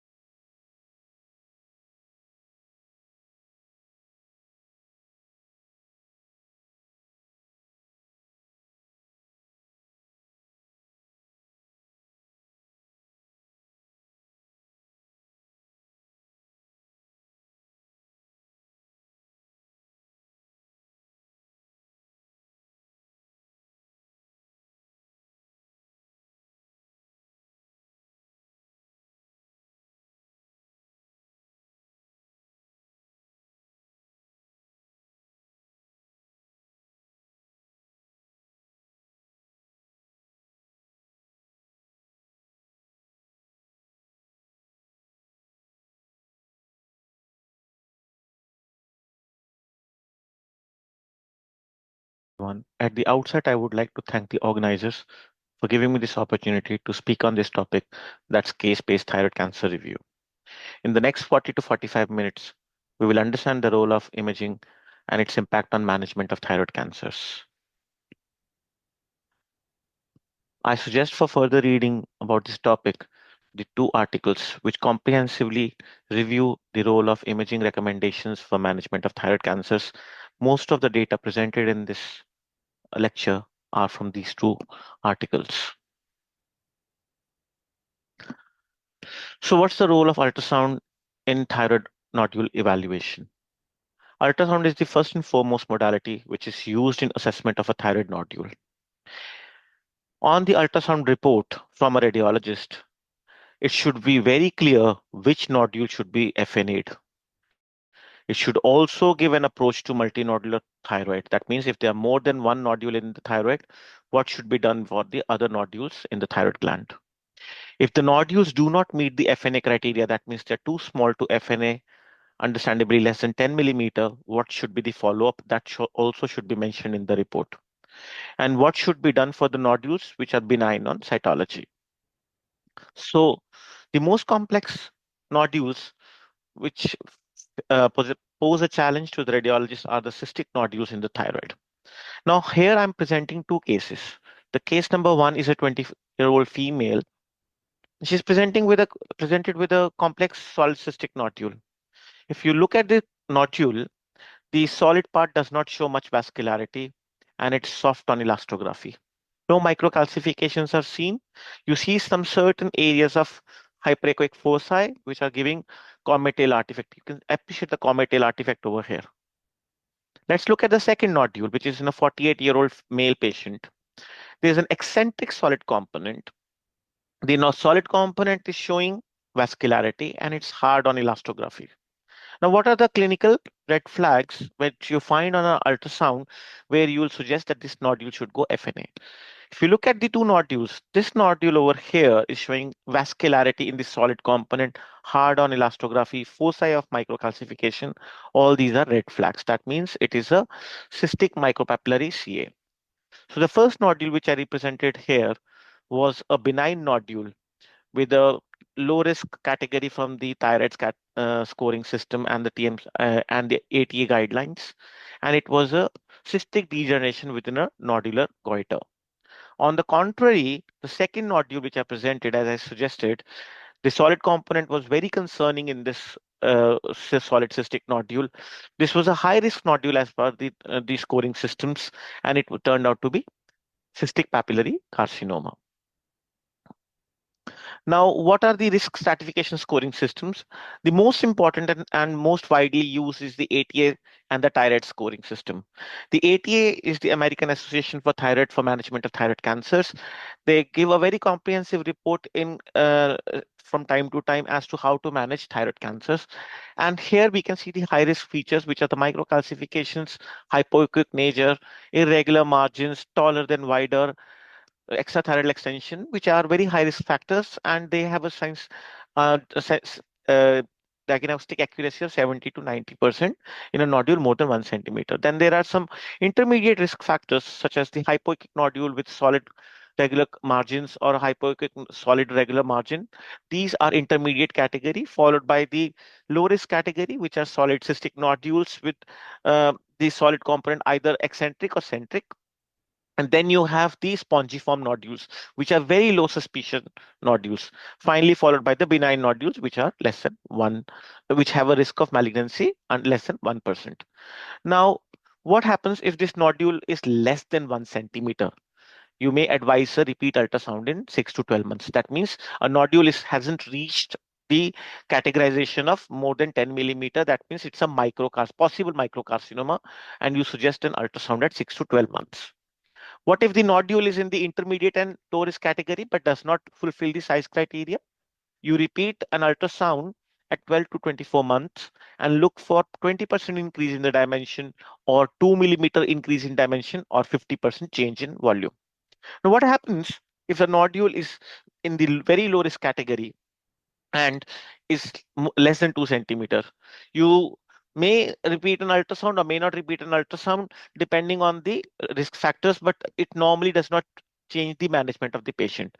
However, if the nodule is a benign nodule, where the risk is less than 1%, you do not suggest a repeat ultrasound. They are very less likely to be malignant in nature.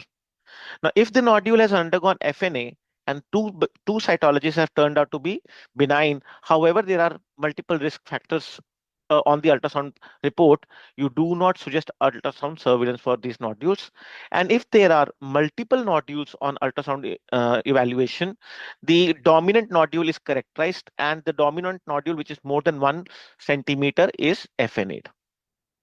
Now, this is a very structured, comprehensive reporting format where you describe the echogenicity, morphology, cometal artifacts present or absent, margins of the nodule, presence of type of calcification, size of the largest nodule, what is the orientation, whether it is wider than taller or taller than wider, vascularity, whether it's central peripheral, and you give the score for the nodule.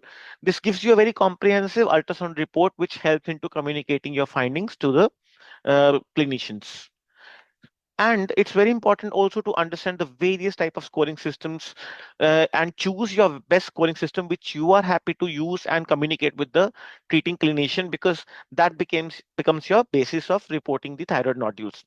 And I suggest for reading about the various scoring systems, this article of ours is a very comprehensive article which compares all the scoring system and suggests which score is high risk and which score is a low risk thyroid nodule. Now, having discussed the cystic nodules, and I mentioned the size is a very important criteria. So if you see a nodule which is less than 10 millimeter, but it has high risk factors, such as this nodule over here, I look at the nodule, it's a markedly hypoechoic nodule, ill-defined margins, possible small speck of microcalcification within. And then there is another similar nodule which is less than 10 millimeter, and it's showing speck of microcalcification, and it's iso to hypoechoic. Now, both these nodules classify as microcarcinomas. And what I mean by microcarcinomas is any nodule which harbors the feature of malignancy and is less than 10 millimeter, it's designated as a microcarcinoma. Now, as per the American Association of Thyroid guidelines, a microcarcinoma should not be resected. That means the the risk of patient dying with this cancer is very low and it can be put on active surveillance. However, active surveillance should not be offered in all kind of microcarcinomas. So which are the microcarcinomas which should not be offered active surveillance? Look at this nodule.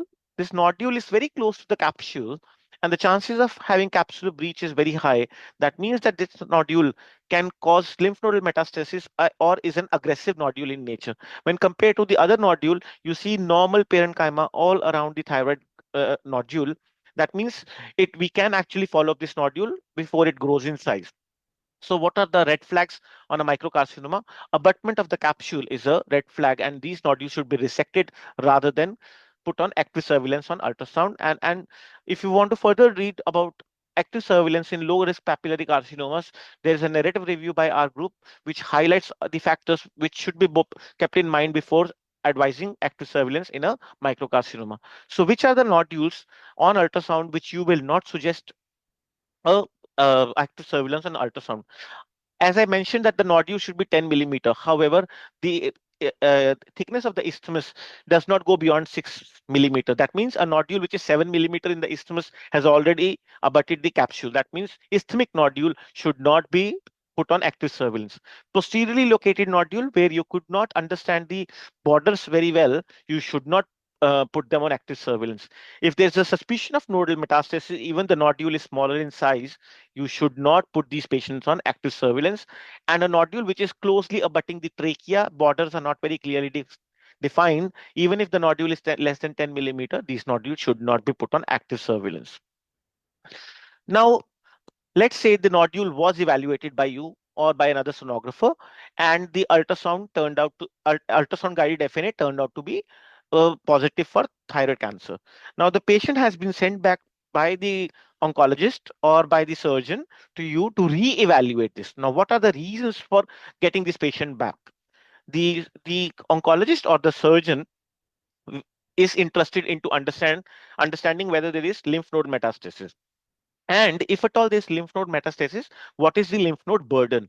Whether the nodes are only in the central compartment or in the lateral compartment as well.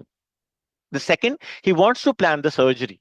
And before they plan the surgery, they want to know whether they need additional imaging. That means they need cross-sectional imaging for planning the surgery of this nodule. And the last and not the least, the ultrasound guided FNA of the cervical lymph nodes. Now, what are the factors of ultrasound factors of a node which would suggest that there is a nodal metastasis? Hypoechoic node with loss of fatty hilum, microcalcification in the node, solid cystic appearance of the node, altered vascularity. All these are the factors which suggest that there is nodal metastasis from papillary carcinoma of the thyroid. Now, something known as solvability index is also used, and it's a ratio of more than 2 is consistent with a benign lymph node, and a ratio of less than 2 is consistent with the presence of malignancy. Now, the next important step is whether do you need a cross-sectional imaging in these patients, and that answer comes from the ultrasound report or the ultrasound findings. Now I'm presenting here two cases. Look at the case number 7 and the case number 8. The nodule on case 7 nodule, you look at the nodule, it's breaching the capsule, microlobulated, ill-defined margins. We're not able to appreciate whether the strap muscles are involved or not on the ultrasound. And here another nodule with microcalcification turned out to be papillary carcinoma, but very well defined borders, and the margins are very well defined. Now, this opens the concept of extrathyroidal extension. So what is extrathyroidal extension? Extrathyroidal extension is any nodule which is going beyond the capsule. That means it is involving the structures adjacent to the thyroid capsule. So extrathyroidal extension nodules should be evaluated by cross-sectional imaging. The reason being, one, you want to understand what all structures are involved. Second, you want to assess the nodal burden in this. If you find extrathyroidal extension, the chances of having nodal metastasis is very high. So what are the factors which you would try to look for? You will look for capsular abutment, contour bulge, and loss of echogenic capsule. This nodule is very well centric, normal parenchyma around it. The chances of this nodule having extrathyroidal extension is very low. Compared to this nodule, where there is abutment of the capsule, small contour bulge, it's a category 2 nodule, the chances of having extrathyroidal extension is higher than this nodule. And the last nodule, where there is obvious extrathyroidal extension, breach of the capsule, this nodule definitely has extrathyroidal extension. So what are the factors which suggest you whether you should do cross-sectional imaging? If you see normal parenchyma around the nodule, you can very safely say that there is no extrathyroidal extension. However, if the nodule is more than 1 centimeter, it is having direct contact with the capsule, and there is suspicion of ET, you must advise cross-sectional imaging, and we will see what cross-sectional imaging to advise. The reason is that one, it is the assessment of the resectability, and second is the assessment of the nodal burden. What are the other clinical factors which might suggest that you might need a cross-sectional imaging? That is presence of vocal cord paralysis or paresis, progressive dysphagia or odynophagia, fixed mass. That's also an indication that the nodule is having extrathyroidal extension, and there are symptoms of hemoptysis, stridor, or dyspnea. The other ultrasound features which might suggest you have not been able to assess the nodule completely. That means there is mediastinal extension inferiorly. There is rapid progression or enlargement of the nodule in short span of time. There are other factors of extrathyroidal extension on the ultrasound imaging. And if the nodule is very bulky, more than 3 centimeter, posteriorly located, very close to the trachea, these nodules should also be evaluated with cross-sectional imaging.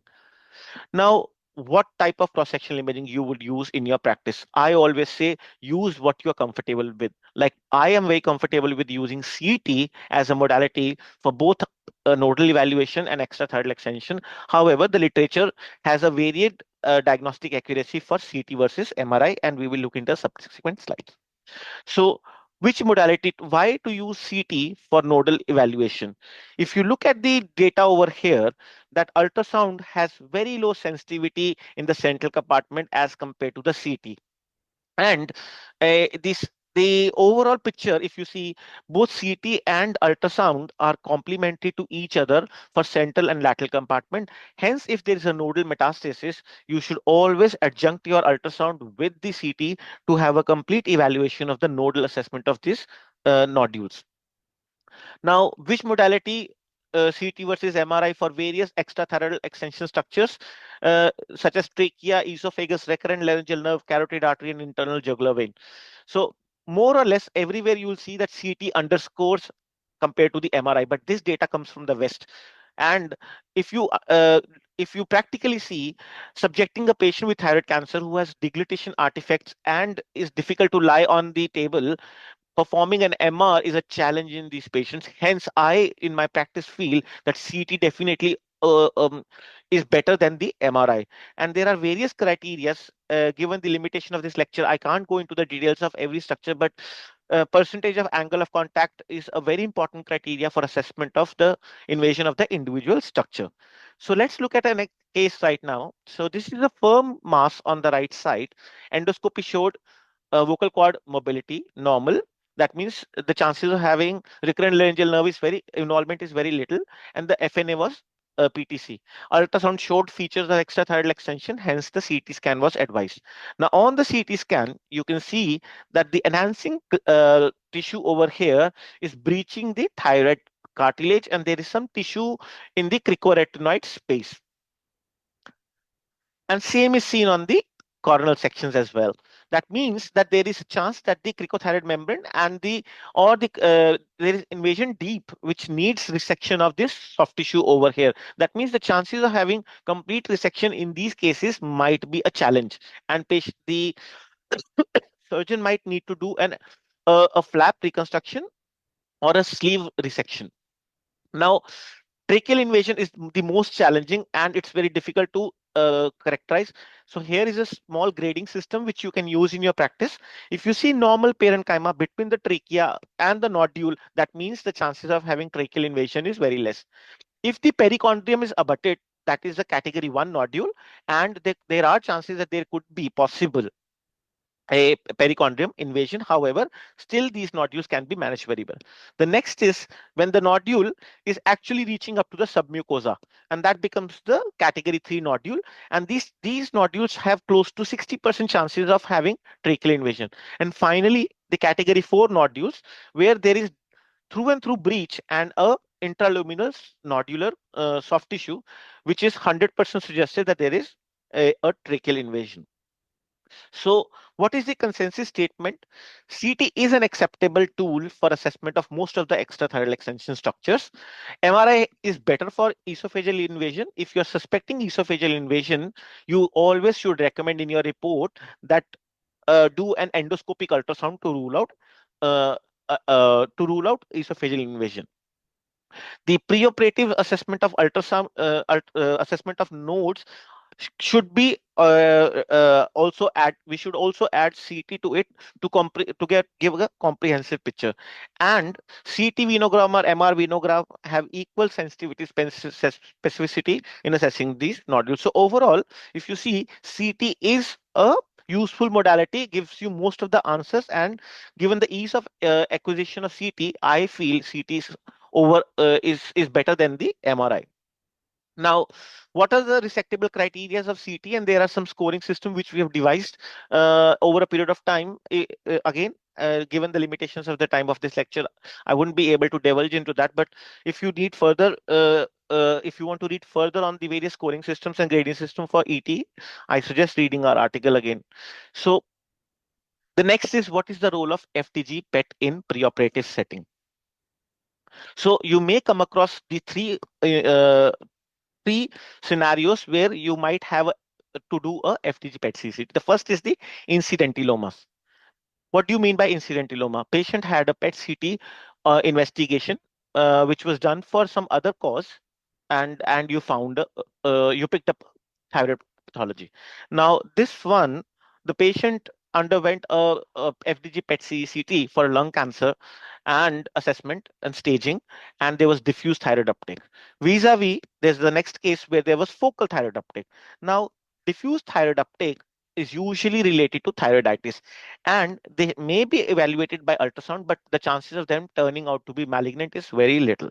So this was uh, diffuse thyroid uptake related to thyroiditis compared to the focal thyroid uptake in this case. Now, this is highly concerning that there is a focal thyroid uptake in the thyroid gland, and on ultrasound evaluation and FNA, it turned out to be papillary carcinoma of the thyroid. So what's the dictum?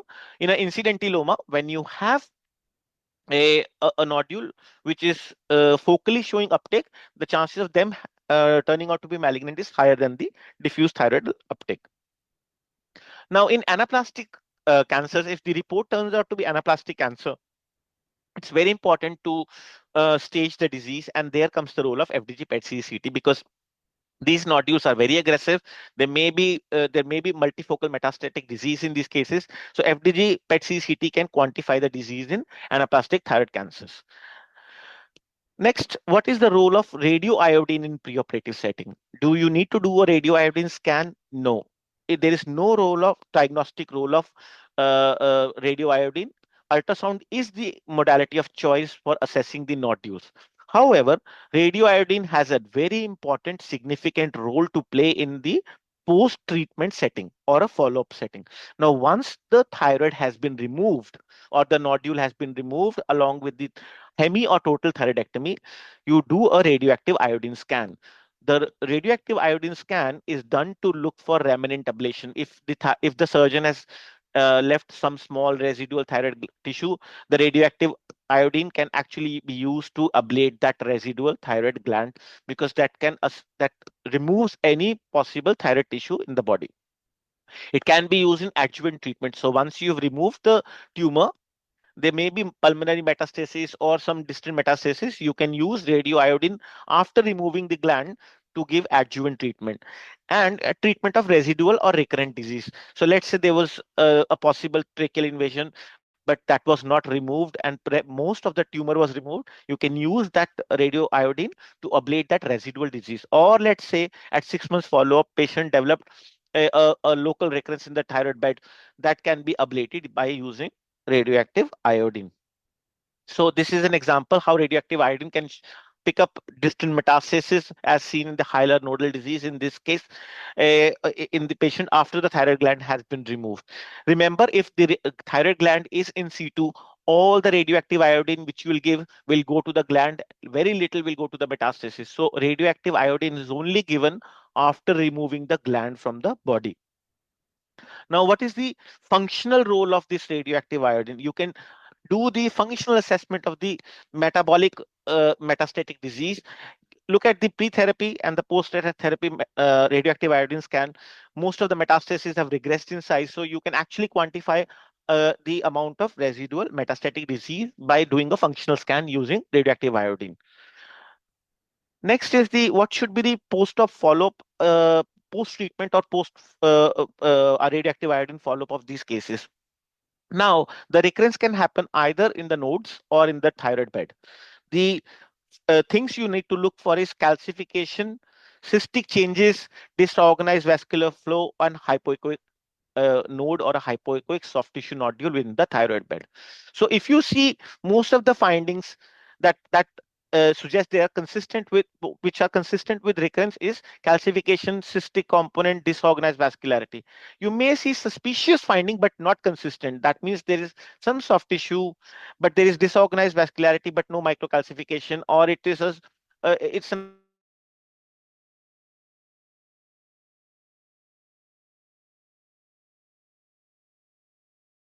where the FNA is negative, but you have certain findings which are suspicious for malignancy. So depending on the number of factors you have, it may be a very consistent recurrence, and it will be positive on the FN as well.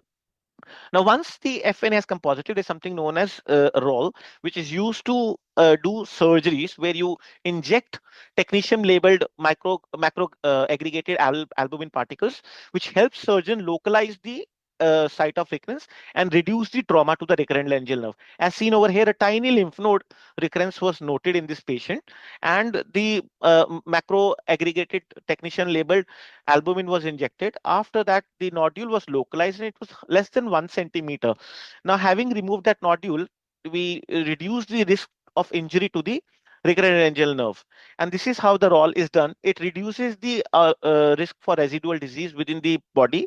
It reduces the surgery time. It reduces the complication rates associated with the surgery. Next is, what is the role of FDG PET CCT in follow-up? So FDG PET, I discussed earlier FDG PET CCT at baseline, but now this is for follow-up. So routinely we follow up the patients using iodine scan. And the reason for doing that is that the iodine receptors are there on the thyroid malignant cells, and they tag the iodine which we inject into the body. Now, the other marker for following up the patient is the thyroglobulin, and this is a molecule which is released by the malignant thyroid cells. So there are two ways to follow up the patient. One is the radioactive iodine scan, another is the thyroglobulin. So normally what happens is patient comes with raised thyroglobulin levels and we suspect recurrence and we do a thyroid scan. Now in this patient, the thyroglobulin levels are quite sky high. However, the iodine scan is negative. Now what has happened is that a differentiated carcinoma has become undifferentiated. That means it has lost its cellular differentiation and it has lost the capacity to bind the iodine receptors. Hence, it is not, we are not able to pick metastatic disease. However, once these cells become de-differentiated or they become more atypical, they start becoming FDG avid. They are more aggressive, so they start binding FDG. So look at the iodine scan, which is negative. We know that there is recurrence because the thyroglobulin levels are sky high, and the FDG scan has shown us the metastatic disease, local nodal disease, and pulmonary metastatic disease. So this patient did have metastatic disease. Now, look at the phenomena, what happens. A patient is a differentiated thyroid cancer, it will be FDG negative. Hence, there is no role of FDG in assessing a differentiated thyroid cancer.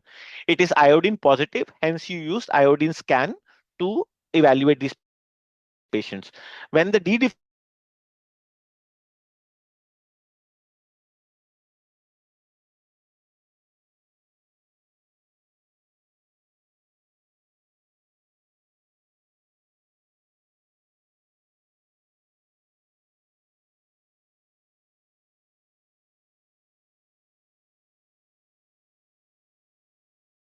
losing the capacity to bind iodine and then losing the capacity to produce thyroglobulin and finally becoming only FDG positive. And this is called as flip-flop mechanism. Now that brings us to the end of the lecture, and there's a comprehensive another narrative review which talks about how to report the cross-sectional imaging. Everything what you need to put in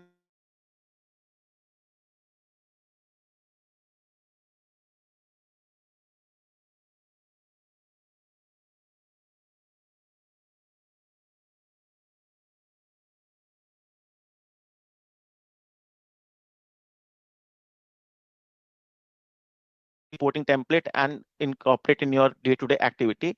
With that, it brings us to the last slide. That's the take-home message, that ultrasound is the most important tool, not only it's for pre-surgical evaluation, but also for the follow-up of the patient. It is the tool because of the given the superficial nature of the thyroid gland. You must include a scoring system in your standard reporting lexicon, which increases your communication, effective communication with with the pathologist and the clinician. Assessment of extrathyroidal extension is very important. It should start from ultrasound and use the clinical details and the physical examination details and advise on whether this patient should undergo CT or MRI based on your practice. But it's very important to advocate cross-sectional imaging when you're suspecting extrathyroidal extension. Radioactive iodine does not have any role in the preoperative setting. It is diagnostic and therapeutic in the follow-up. Diagnostic in terms of picking up recurrent disease, and therapeutic in terms of treating the residual or recurrent disease. And you should have a very judicial use of FDG PET CCT because it impacts the management of thyroid cancer. So PET CT should be used when you are suspecting dedifferentiation or poorly differentiated thyroid cancer for assessing the disease which is iodine negative and thyroglobulin non-secretory and has become poorly differentiated. With that, I thank you for your patient hearing, and any questions, I'll be happy to hear and take.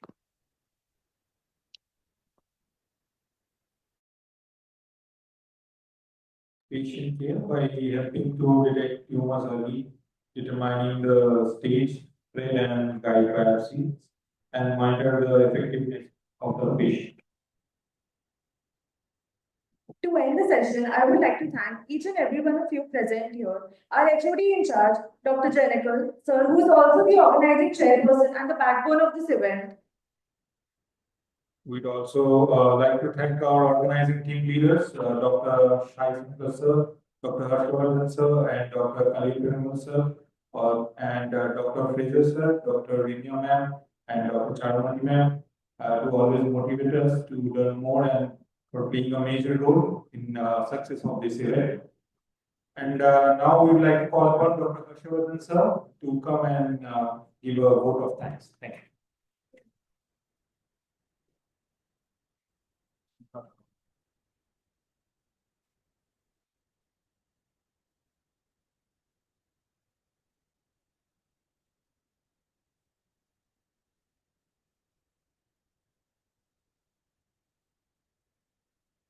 Gratitude is not only the greatest of virtues, but the parent of all others. So this is by Cicero. I am glad that I have been given the opportunity to thank everyone for making this event happen. I deem it a great honor and privilege to propose this vote of thanks on this memorable event. I wanted to finish it very short, but there is a long list to thank. So let me start. From our esteemed chairperson. So I sincerely thank our esteemed chairperson Rajagopalan sir and our Madam Chairperson Gauri Rajagopalan ma'am for providing the facility and support for making this happen. And I sincerely thank our Vice Chancellor sir for his constant support. Sir had always been supportive and he stayed with us for most of the program as well to encourage us and also giving us new ideas to start new programs as well. Thank you very much, sir, for being with us. So I would like to sincerely thank our respected Dean, sir, for helping us plan this event in various levels and for making this event week-long program success. So I would also like to thank our medical superintendent, Gokul sir, our VP curriculum, Valli ma'am, VP AHS, Priya ma'am, and DMS sir, Raja sir, for all helping us in various part of this event. So then I would like to thank our guest speakers.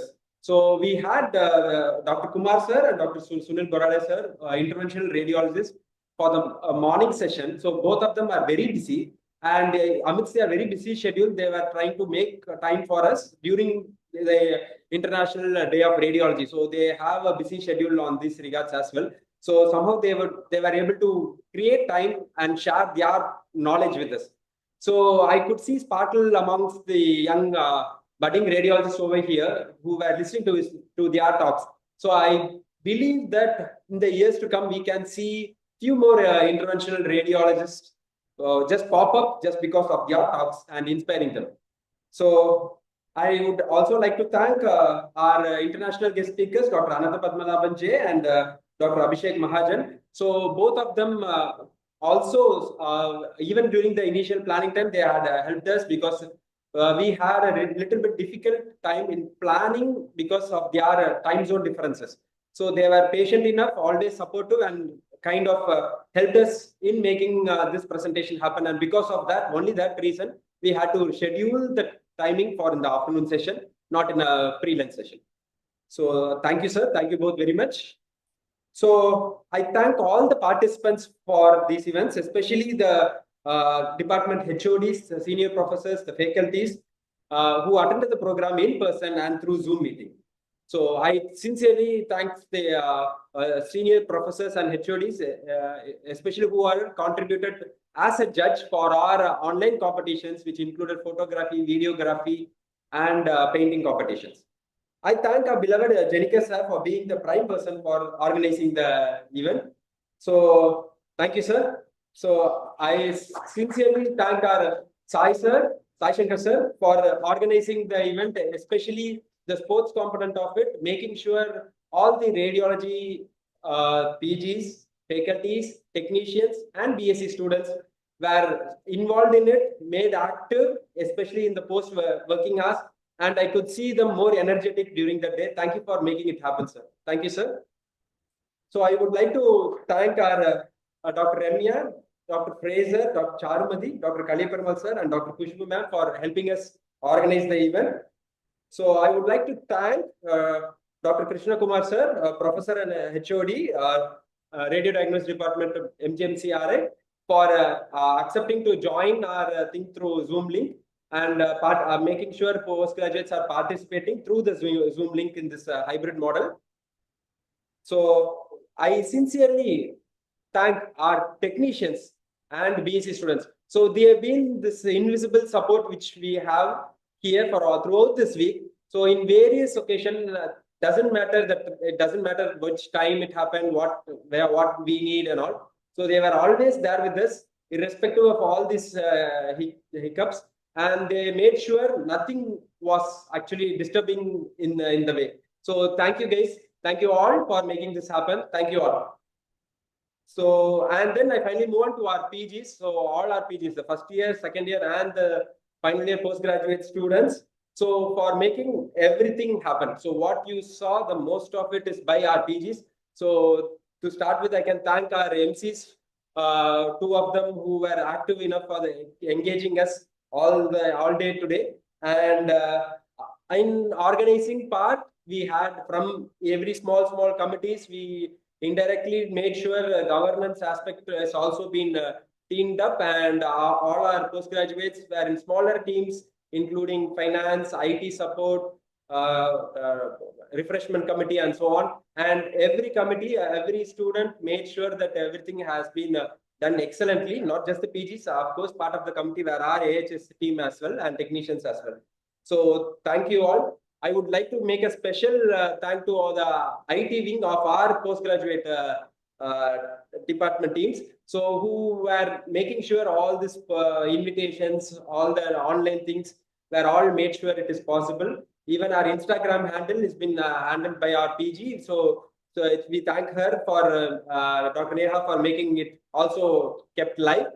And I thank the participants of all the online events for making us feel happy that we had such a program. So photography competition, videography competition, and painting competition were online events, just to extracurricular events. So just to make sure your creativity is also encouraged, and we also saw that, and we felt very happy when we were able to see what came out of that. So thank you all very much. So other than the event of today, we had various other programs planned in the week. So we had a safety awareness skit by all our AHS technicians and students and postgraduates on Monday. So which was very much nice, and there was we could see that there are so much skills amongst our technicians and PGs as well. So we thank them again. And again, for the guest speaker on MRI safety awareness was conducted yesterday. So we thank them also sincerely, and we thank the entire team again for making all this happen. So including for the refreshments, there were the PG team and the entire team, organizing team, made sure that everything happened without any glitches. So thank you all very much. So I would like to warmly thank our IT department, the entire team, for helping us in various events. It doesn't matter if we want it in an hour, they are ready. If we want it tomorrow, next day, everything, they were always supportive with us. They were always with us. Doesn't matter how long we went. They stood by our side and making sure they support us at any extent. So thank you guys very much. So, and our biomedical department, we sincerely thank them, because we do not consider them as any other department. We consider them part of our department. So I thank them sincerely. So I would like to extend my thanks to our Dean Office staffs and MS Office staffs, who were always supportive in various regards in all of these organizing activities, in getting our permissions and everything. Thank you all very much. I would like to extend my support to librarian sir and the library team for making sure the event is organized in a hassle-free manner. Thank you all very much. And last but not the least, our housekeeping staff, they made sure that because we had events organized in different locations, they made sure all the parts are always maintained enough. And thank you all for being very supportive. So if by any chance I have not spelled any one of your names, kindly pardon me, because I consider you as part of myself. And so thank you all very much. Thank you all sincerely for making this event a success. Thank you all.